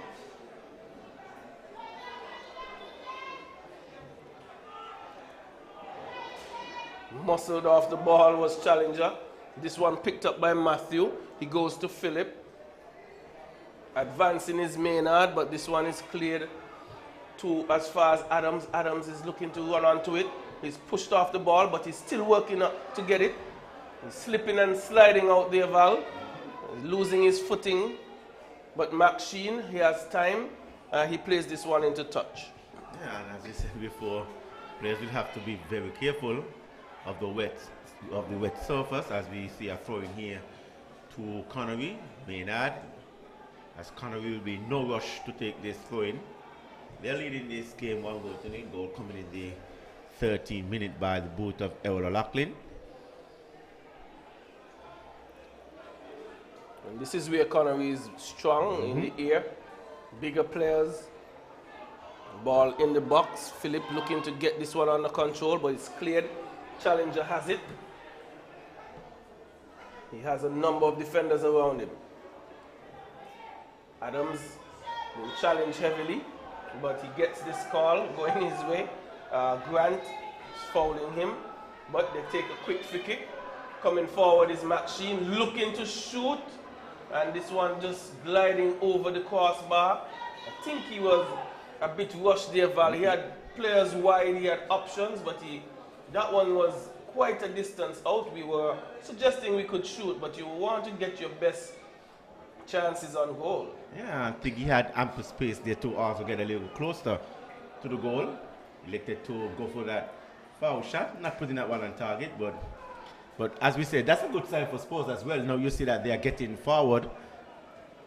Definitely a good sign. Here's Allen. Allen looking to play with. So I'm going back to Williams. Williams didn't clear well. Adams with it. He finds Allen. Allen looking to cross. He does so now. Finding two players for Spurs in the box. What are they going to do? But Jazil Francis clears this one. Spurs are still applying some pressure. Still with it. Maxine. Maxine finds and this one over the crossbar, Val. And there we see Spurs getting forward and getting in the box and creating some problems here for Connory. Yes, as you said, Spurs now looking more attacking minded coming out here in the second half. So we see Spurs picking up a free kick in a dangerous area. We see players, we see Adams heading over, we see Allen. A lot more positive from Spurs. Yep. Whatever what George Isaac would have said to them in that dressing room has brought some spark and energy and forward thinking to their play. And they're not afraid to shoot. They just need to get their shots on target. Yeah. So we have Adams standing over it. I think Adams is going to be the favorite to take this one, as we see goalkeeper Williams just giving his wall the final instruction, having a good game so far.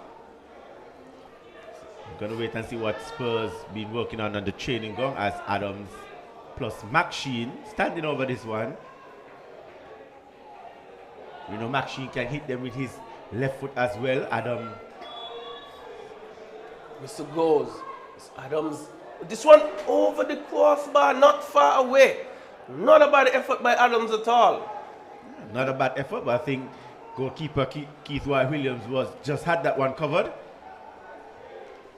As Williams, as he plays this one out to his defender, Connory now looking to counter-attack themselves. Champagne trying to link up with Errol O'Loughlin. He doesn't. Spurs looking to get it under control via the boot of Queely.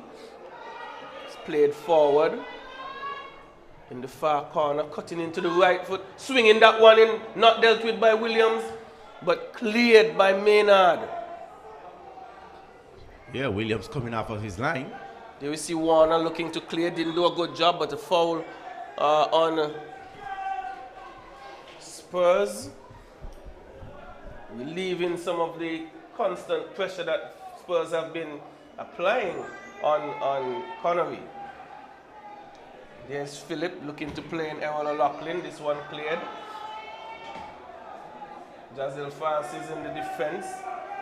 Just goes wide to Sean Martin. Looking to link up with Champagne. He does so now. He has runners. Philip with it. Philip just plays a little 1-2. He gets around his defender. But Tuckett has this one covered. It's going to go out for a goal kick. But both players are down, colliding there in the box. Val. Yeah, you see Tuckett bravely just going in, and you see Maynard going in as well, and you see both players down.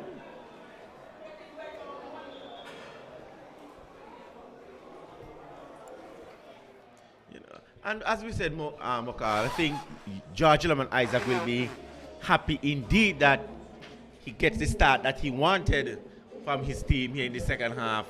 As we say, what Connory was doing to Spurs in the first half, Spurs is now turning it around and doing it to Connory.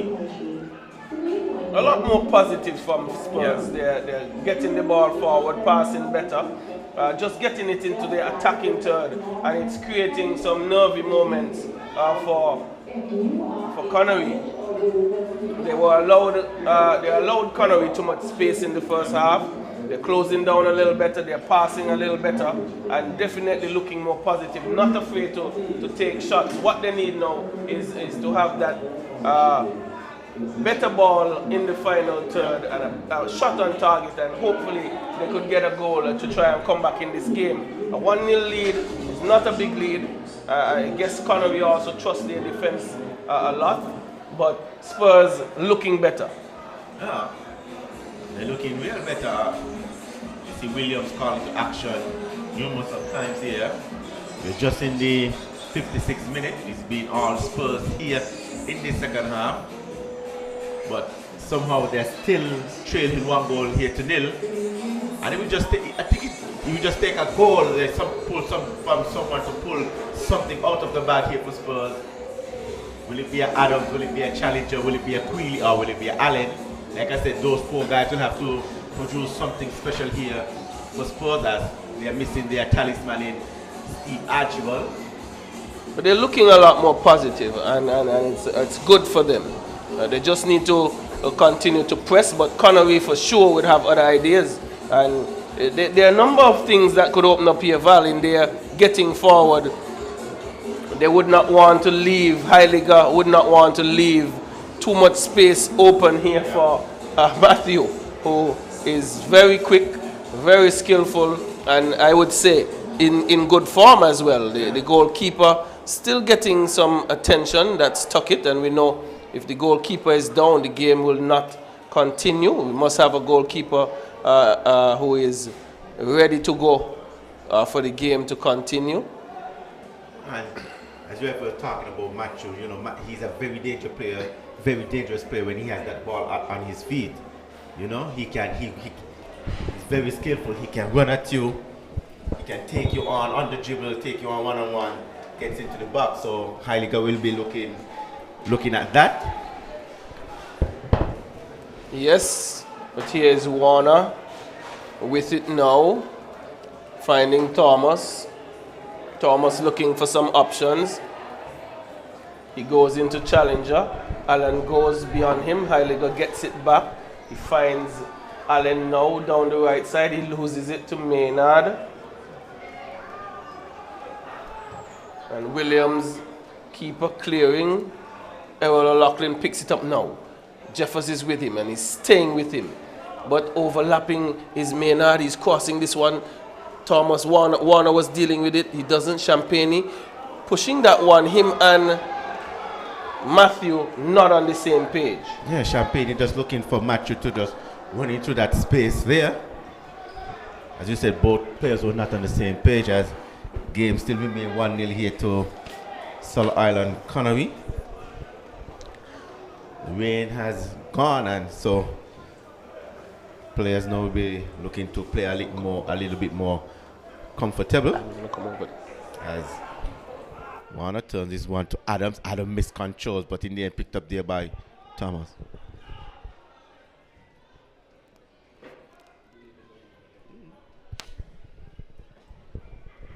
So Ewell looking to place through this one. Thomas clears the one, picked up there by Challenger. Challenger just laid this one back to Allen. Spurs looking to keep as much possession as they like, as we see that's Chumney. Chumney lays this one off to Queely. Queely against Miller. Ball comes in. Head goes up to Challenger. And Challenger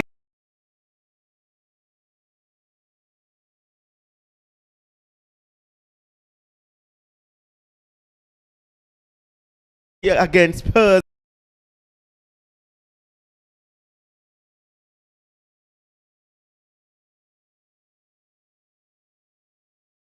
Champagne being challenged there. Champagne with a bad pass. Picked up there by Warner. Warner turn this one to Queely. Spurs looking much better as he plays this one to Queely. Queely being challenged there by Champagne. He goes inside. Wonderful ball inside to Allen. Allen looking to chip this one over for Challenger. Challenger just had a chance. Misses it. Challenger come face to face with Martin. Lays this back one for Queely. Spurs into the save. This one to Allen. Allen shoots with his left foot, and in the end, a weak shot coming in there from Allen as goalkeeper William just cradles that one. Not in a rush as he just plays this one out to, that's Maynard. Maynard finds Matthew. Matthew goes back to Maynard, and Maynard just let this one roll under his foot there, and we're going to see a substitution. We're going to see a double substitution, a matter of fact, there by Connory, as we're going to see. We see the number 14 coming in, and number 80 comes out there for Connory. Yeah, Champagne out, and in comes Johnny Foy. And then we're going to see number 90, that's Caleb Bridgewater, and he will be replacing Jaquan Hendrickson. So a double change here for Connory as Thomas whipped this one into the back. Controlled by Challenger, and Challenger just couldn't get off the shot. Closed down here by Martin. And there you see Spurs again. Spurs not taking their chances. And will this come back to haunt them? They are down 1-0. Ball picked up there by Matthew. Matthew being challenged there by Heiliger. Matthew using his skill. Heiliger not going in the end. Well defended there by the young lad Heiliger. But there you see Spurs again. Spurs just putting lots of pressure here on the defense of Connory, not allowing Connory to settle here in the second half. It's been all gone hot, Spurs. But they're still trailing this game some 1-0. As we see Tuckett just leaving this goal kick here for Jeffers. As we see Tuckett seems like he's in some pain. As Jeffers, this one, Adams looking to just flick this one on as ball is hit up to Lachlan. Lachlan look to guide this one on, and in the end, well defended there by Max Sheen. So a real first attack here for Connory here in the second half. This throw-in will be taken by Maynard. We see the Maynard brothers there for Connory as Martin. Spurs. This one leading on there by Bridgewater to Maynard. Cross comes in, and a poor cross in the end there by Maynard. We saw Lachlan applauding the effort though, because he knows if that one had come across. Well, what's seemingly a serious situation here is that Tuckett is in some pain. Yes. Some discomfort. Yes. The question is, does Spurs have a good enough backup goalkeeper to replace him, and would he be able to continue? Yeah, well, from what I say, I don't think they have a second goalkeeper on the bench, so they will pray and hope that Tuckett can continue in this game. But as we say, since the second half, we see Spurs just all over Connory. Spurs having some 1, 2, 3 chances. The closest to coming to a Challenger just headed out this one. Couldn't put this one on target. And Challenger again just inside the 18-yard box. Couldn't latch on to a shot. And we see Connory survive, but they are still leading this game some 1-0. Definitely. Spurs in a different mood, in a different mindset, a much different approach to what we saw in the first half. And getting some opportunities, and they would need to put one away to continue to apply pressure on the Connory football team. This one played long. Challenger trying to control. Goes wide to Allen. Allen trying to get around his marker, but this one goes into touch for a goal kick. So yeah. It's been a different second half, a more positive one. But Val goals win matches, and they are yet to put the ball in the back of the net. They have come close. They have created good situations before it goes down. Yeah, I think Foy took a hand to the face there from Adams. Wasn't intentional. Referee Shonda Wilkerson on the spot, but like you said before, Spurs with a wonderful start, and we're now in the 65th minute of play, so they will have to come up with something special here to equalize this game. Definitely. Ball cleared by Warner. Reaching challenger. Adams with it, trying to play him in, but quickly off the line is Williams, reading the game well, continuously, Val. Yes, Williams having a great game so far, coming off his line when he's supposed to. No, we haven't seen Williams make a big save as yet, as we know, but he's reading the game as Tijani Foy picked up this one from Errol O'Loughlin. Well, as you speak about reading the game, Val, last night, that game against... Well, there's two players down. Two players are down in the middle. It seems like Adams, and I can't identify the Connory player. But both players are down, and we also see Matthew giving some attention to McSheen. Seems like he's cramping. Well, highly good that is. Getting a stretch.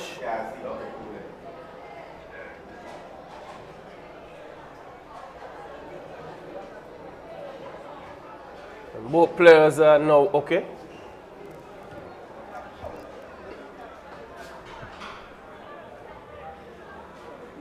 So we are in the 67.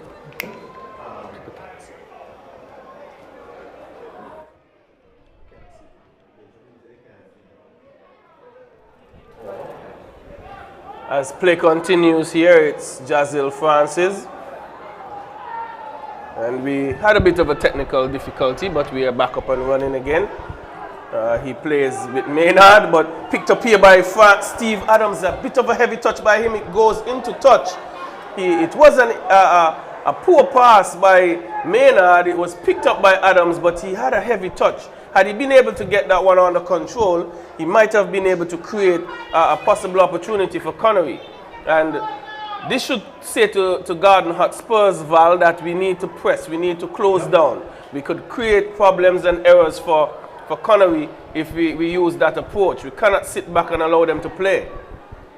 Yeah, as you said, Spurs will have to sacrifice something. They will have to send more bodies forward, knowing that they will leave space behind, but then you are down 1-0, you're in the relegation zone, so you'll have to sacrifice something to get back into this game. Like I said, they have a wonderful start here to the second half, putting Connory on some pressure.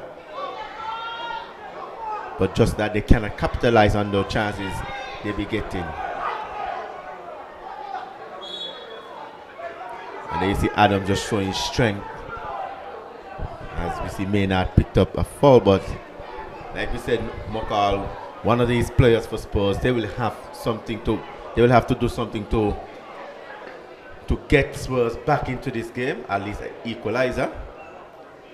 Well, here is Heiliger with it, playing with challenger, nice little 1-2, not a good pass, but Jazil Francis was onto it with a strong tackle, strong clearing tackle, not allowing them to get forward. But again, Spurs now into the attacking third and gonna look to create an opportunity. I suspect Coach Isaac might be a bit happier, but he needs to see that goal that could equalize here. Yes, and we see Jazil just having a wonderful game so far, being the stalwart there in the defense there for Connory. So we have a throw in here, this for Spurs. This one will be taken by Heiliger.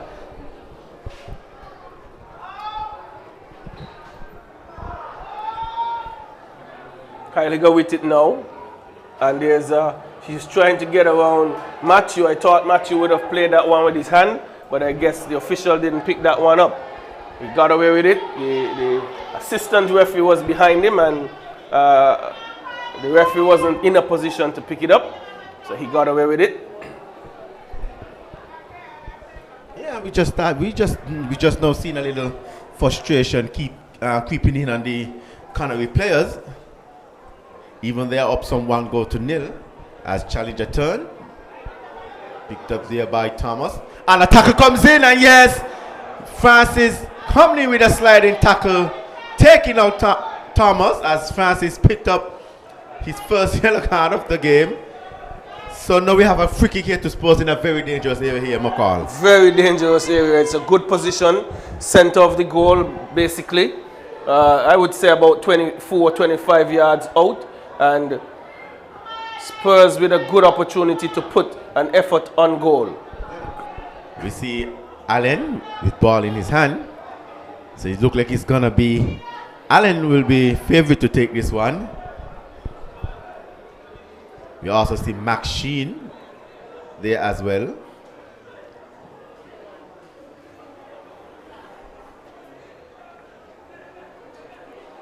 And we see Keith Y. Williams just giving his final instructions to his wall. So, and there you see Allen just walking away. So Max Sheen is left up to the task.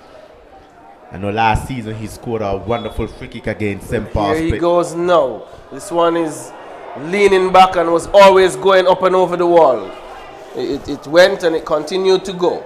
It didn't have a lot of conviction in it. He just, the way he strolled up to it, you could see that there wasn't that conviction that he could score. And the body language for me said it all. Yeah, and another, as you said, another chance go back in there for Spurs. Spurs could have easily equalized this game, are probably going ahead here in the second half. Good ball here, Chutu, for Challenger. But Francis working hard. Picked up here by Queely, sorry. But Connory gets it cleared. Foy has it down the right side. Connory with 4 players forward. Philip has it. Foy has gone in an offside position and it's cleared. Picked up here by Thomas. But Maynard comes forward. He's playing one in for O'Loughlin. It's just over his head. Matthew, he's going to bring it under control. He's playing with Maynard. Nice 1-2. Matthew continues. He's going to looking for the shot. No. Plays with Philip. Philip allows it to run across his body. Decides to cross. A poor one. And Maxine has time to clear. But trying to pick out Challenger on the top. But it comes back for Connory. Maynard crossing, but he goes to goal and collected easily by Tuckett. But Tuckett still hobbling around Val, so he's in some discomfort.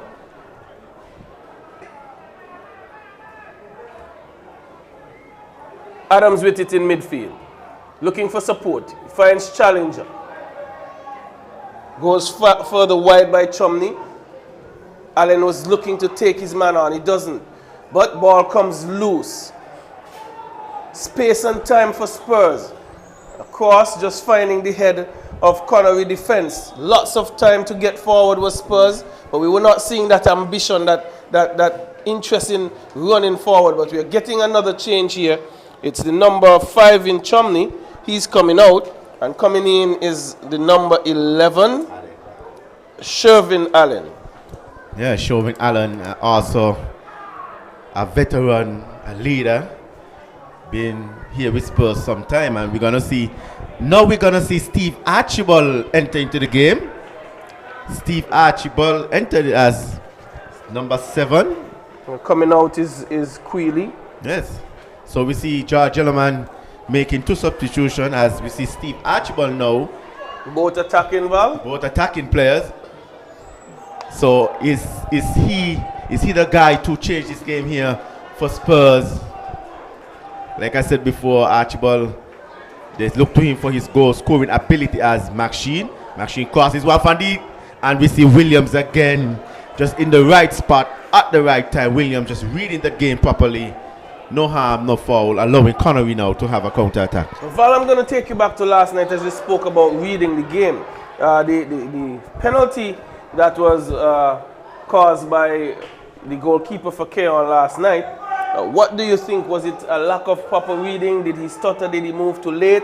How would you judge that situation? I think he was probably in 2 minds. I think he was looking at the player advancing towards him with probably a high foot, and didn't want to go into the challenge too early, get himself hurt. But in the end, it seems like the referee was on the spot to give that penalty. And as you said, it all comes back to reading the game. Well, I thought he hesitated, and that split second is what got the attacking player onto the ball, and I would suggest that he didn't read the play as well as he probably could have. But we are getting another change from Connory. Coach Al ringing these changes. The number 19 in Javon Matthew is coming out, and coming in is the number 25 or 29 in Theodore, Wendell Theodore. Yeah, we haven't seen Javon Matthew have much impact here in the second half like he did in the first. The Spurs have grown into the game. They're playing much better. They're passing much better, making better decisions. But here is Archibald on the ball. 3 players around him and they just can't touch it.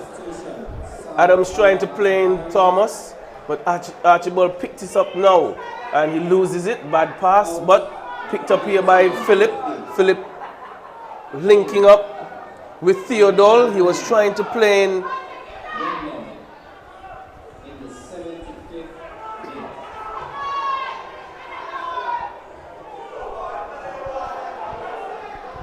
Spurs giving the ball away. Chauvin just coming in, Allen, and wasn't on the same page with Thomas. Connory brings it under control. Just to remind you, we are still 1-0. Connory getting that goal via the boot of Errol O'Loughlin in the 13th minute. We are 77 minutes in and still 1-0. A bit of a swing in the momentum of the game. Spurs getting much better at the second half. Getting forward here is Thomas, and a strong challenge here by Maynard. Getting the clearance. Yeah, and as I said before, Spurs is now doing to Connory what Connory did to them in the first half. We haven't seen Connory making much impact here in the second half. It's been all Spurs, but somehow Spurs is still trailing this game 1-0. Well, they haven't gotten that clear-cut opportunity. It's Steve Archibald here. Heiliger crosses this one. No one in the middle to challenge Sean Martin.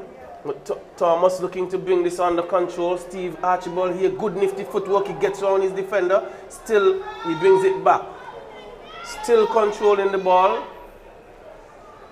2 players ahead of him. That's going to be a challenge to clear. And Spurs getting some pressure here on the Connory Val, but they need to get that ball into the box to try and get an effort on goal. You can't have all this possession in the attacking third, but nothing materializing into a shot or a chance. Yeah, rightfully said. You know, all focus will be on Steve Archibald. Well, this one breaks loose.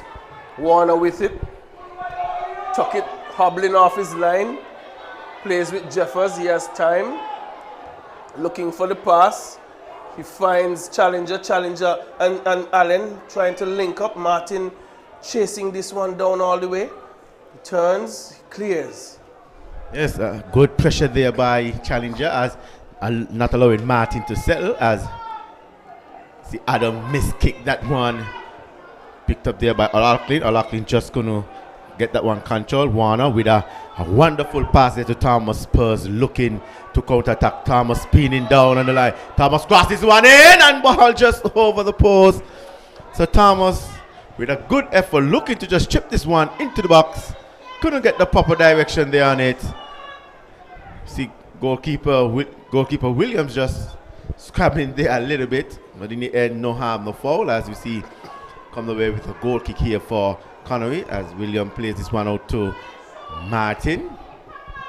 And so it's been all Spurs here this second half. All Spurs in the second half as Errol O'Loughlin being met there by Valma. Valma comes in with a strong tackle.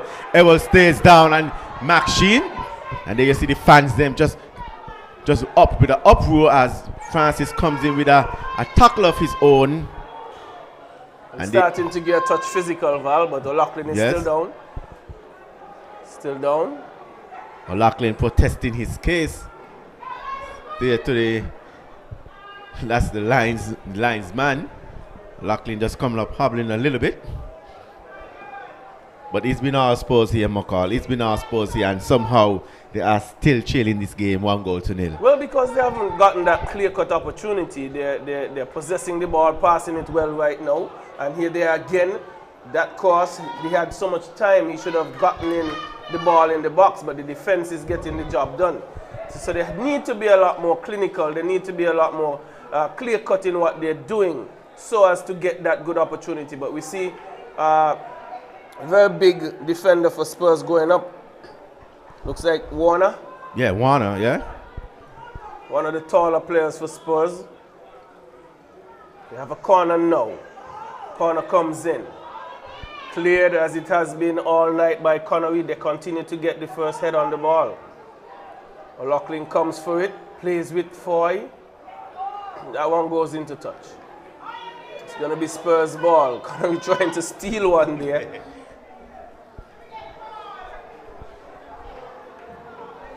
Long ball played. Is it going to run away? Yes, it does. But Spurs they have had Connory under some serious pressure, Val. But the pressure hasn't materialized to a goal. The ball possession hasn't materialized to a chance. So what needs to happen? They have brought on two players with attacking mindsets in Allen and Archibald. We know the quality that Archibald possesses, but he hasn't been able to create anything either. But we still have a player down on the far end, seems to be suffering from cramps, a Spurs player. Yeah, Allen, now he's back up. You see him stretching out as we see referee just goes over to the linesman having a conversation there.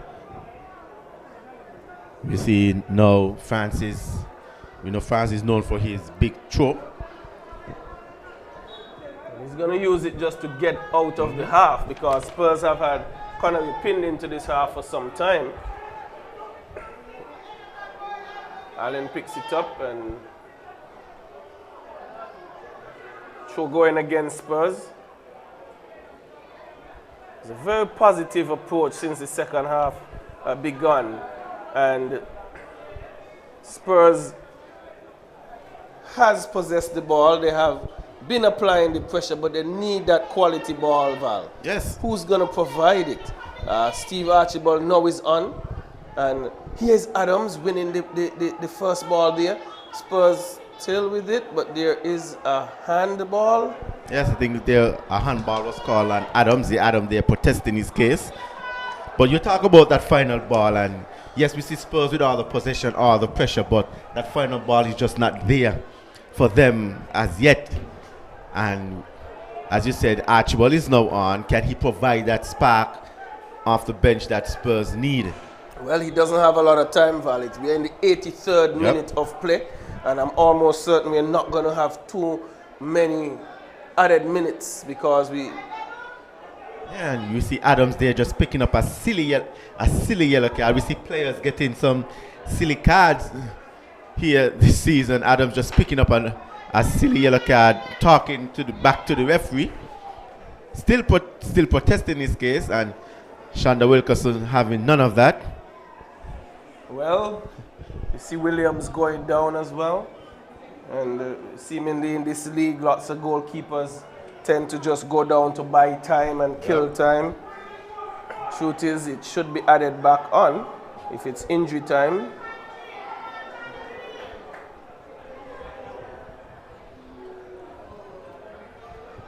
The Spurs will have to get desperate, Val. They have to throw numbers forward and try and get that quality ball in the box to create a goal, to try and even equalize. They could ill afford to lose 3 points here tonight. Yeah, like I said, they are down in that relegation area.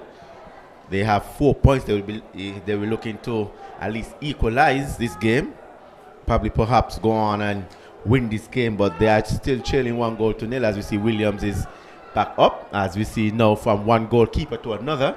We see Tuckett now is down. We see Tuckett have been in some pain for this whole second half. Tuckett's been struggling since the second half begun.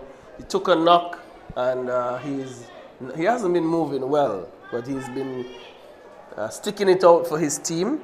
And fortunately for him, they have managed to keep the ball predominantly in the Connory team's half. And they're attacking third as well. So he hasn't had much work to do for the second half, fortunately. Because I know based on how he's moving, if he has a lot to do, he's going to struggle. But Spurs just coming out of their huddle and we're about to restart play with a free kick to Connory. I just want to piggyback off what you said. You said Spurs will have to take some chances. They'll have to get bodies forward, knowing that they're going to leave space behind, knowing dangerous players like Errol O'Loughlin will be looking to take advantage of that space.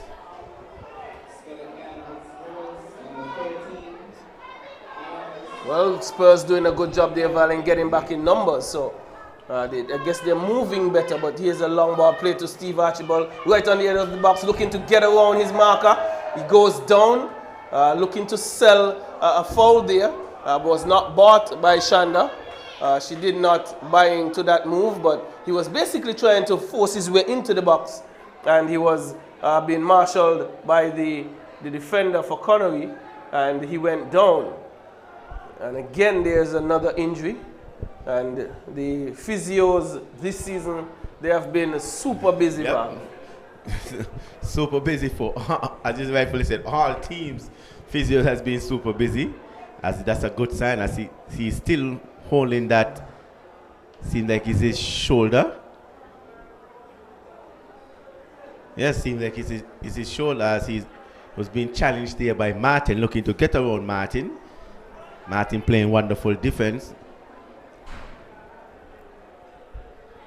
Archibald just needs to get that one clear-cut opportunity. He is a dangerous player, and he just needs to get that quality ball played in and that opportunity. We are some 87 minutes in, and well, the injuries have been adding up. So I was initially saying we may not have much added time, but that might change very much.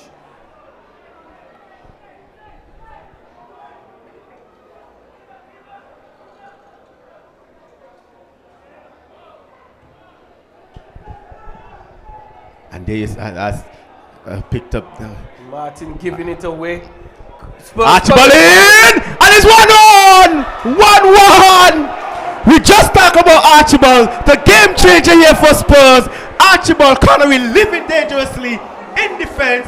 Archibald just come on, collecting that ball, pushing past Martin, and just finish this one into the back of the net. We have a game here, Mokal. Well, yeah, that's the equalizer that they have been wanting, needing, desperately so. Could it afford to lose 3 points here? Spurs, they have pressed, they have fought, they have kept it in the half of Connory, and a loose ball picked up by Archibald, and he was able to finish that one immaculately.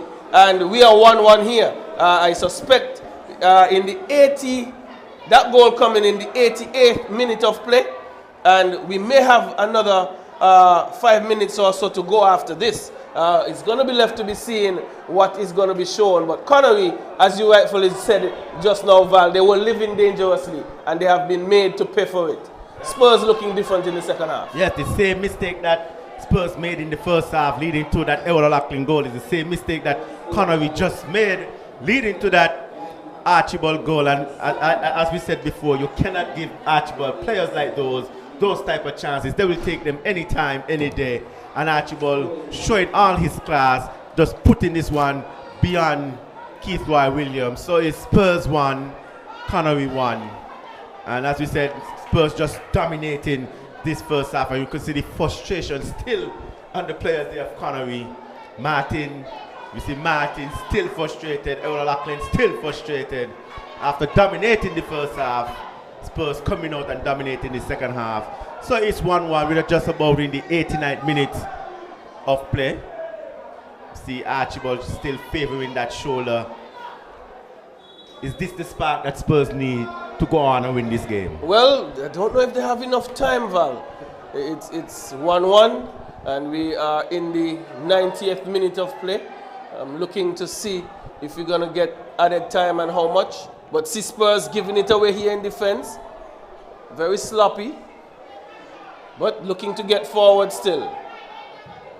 Archibald looks just a different player in comparison to what Spurs were, but he just gives them a lot more energy, and they're looking better. But ball cleared by Warner. Not too far. Maynard hitting it forward for O'Loughlin, but he's in an offside position. Yes, and as you see, frustration again there for Connory. Connory will be very disappointed after having such a wonderful first half and now being outplayed here by Spurs in this second half. And they see Archibald again just favoring that shoulder. But he's a tough cookie and he will be looking to help get his team over this line. Well, we could see Coach Isaac giving his instructions, shouting them, pointing them. Long ball played into the box. Partially cleared going into touch. Spurs now keeping on the pressure. We have some 4 minutes of extra time. So 4 minutes. Do they have enough to get past Connory? Or would Connory use this situation to bounce back? But the momentum has been with Spurs. They're down in the corner. Still with it. Heiliger giving it away. But just getting it cleared is Connory.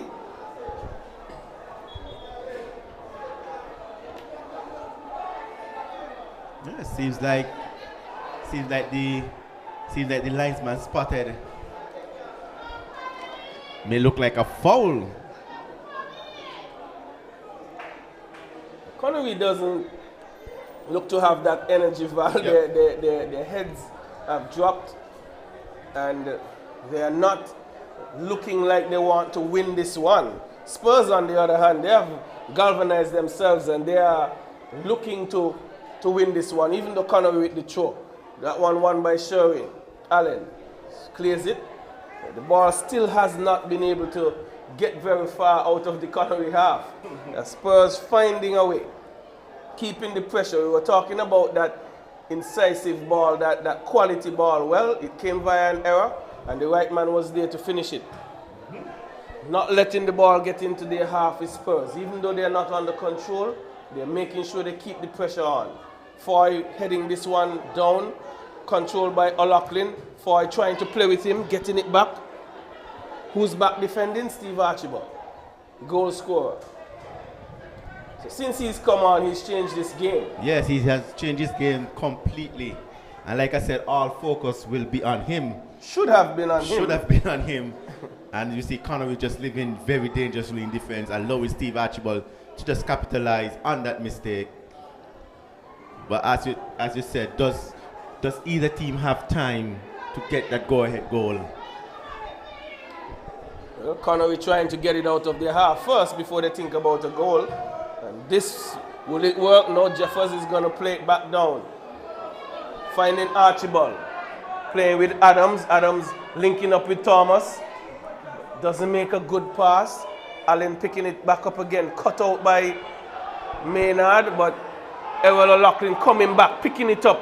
Has 4 players ahead of him. I think he was fouled, but the referee didn't blow that one. He's still with it. Taken over by Heiliger. Yeah, you see Errol O'Loughlin trying to force the issue, looking to be that superstar, and he's gonna need the help that he needs. He's gonna need a lot of help. But you see the body language of Connory players. They just look defeated here, Mokal, as Adam just giving away a silly corner. Well, he was not able to control the ball, and it floated out for a corner. And finally, Connory are now down in an attacking area, getting a corner. And again, we have been saying all night, they're the much bigger team, physically taller, and they have won most of the headers. This ball going up, Spurs clearing partially. Not out of danger just yet. Connory has it. Good chase down by Steve Archibald, still clutching that shoulder. So he's totally not 100% out there, but still fighting for his team, trying to clear his mark Sheen. He doesn't. And this one goes into touch, and Spurs will have it. Yeah, all eyes will be on Shanda Wilkinson, the referee. As Spurs, they will be in no rush. I think taking a point from this one after coming from behind to scoring. Is this the game that could turn around the fortune here for Gordon Hotspurs yet? Well, it's quite possible. They are in a new kit, and Shanda blows the final whistle. As I was about to say, they came in a new kit. The coach may be starting to get his philosophies into the heads of the players, but it didn't look the same in the first half. But after that second half pep talk that they got, they came out and they dominated the second half. They rallied well, they fought hard, and they were able to get a late goal in the 80th minute to equalize this encounter. Connory, who went ahead by the boot of Errol O'Loughlin in the first half, in the 13th minute, they stayed in the lead for some time. But Skelett Garden Hotspurs fighting back valiantly, putting on a much better display than in the first half. And after Steve Archibald came off the bench, he was able to score in the 80th minute of play, bringing this one level. A good football game. Yes, a good football game. As you said, it Connory will be very disappointed after a dominant first half. They came out second half, didn't have an answer for Spurs. Here in the second half, as Spurs dominated the second half, and it begs the question, if Spurs they started out this game just how they started out the second half, will there be a chance for them to win this game? But nonetheless, the game is finished. It stays 1-1, ladies and gentlemen. Well, they should be pleased with this point. What they didn't want to do was to lose 3 points, Val, and they got something out of this one. And they should feel good coming from behind. They were not good in the first half, we must admit, but they got better as the second half went on, and they had lots of pressure on Connory for some period of time, and they managed to get that equalizing goal. Yeah, as they just said, pressure do really bust pipe, and we see Connory pipe just bust, as we call it here. But in the end, we had a wonderful game. Spurs coming from behind, equalize, and like I said before, is this the game that Spurs needed to change around that far through to get them out of that relegation zone area? Well, it's left to be seen. Well, this was the end of the second encounter. We remind you that the first encounter, Trafalgar South Stars played against SL Hosford St. Paul's United. That one ended 3-0. And this second encounter, the feature matchup for this evening, Skelett Garden Hotspurs taking on Island Auto Supplies Connory. This one ending in a draw, 1-1. And we say thank you for your time on TVC 40. This was the National Bank Group of Companies sponsored Premier SK NFA's Premier League. And we hope to join you tomorrow as we have another 2 encounters. It will be Hot Springs Bath United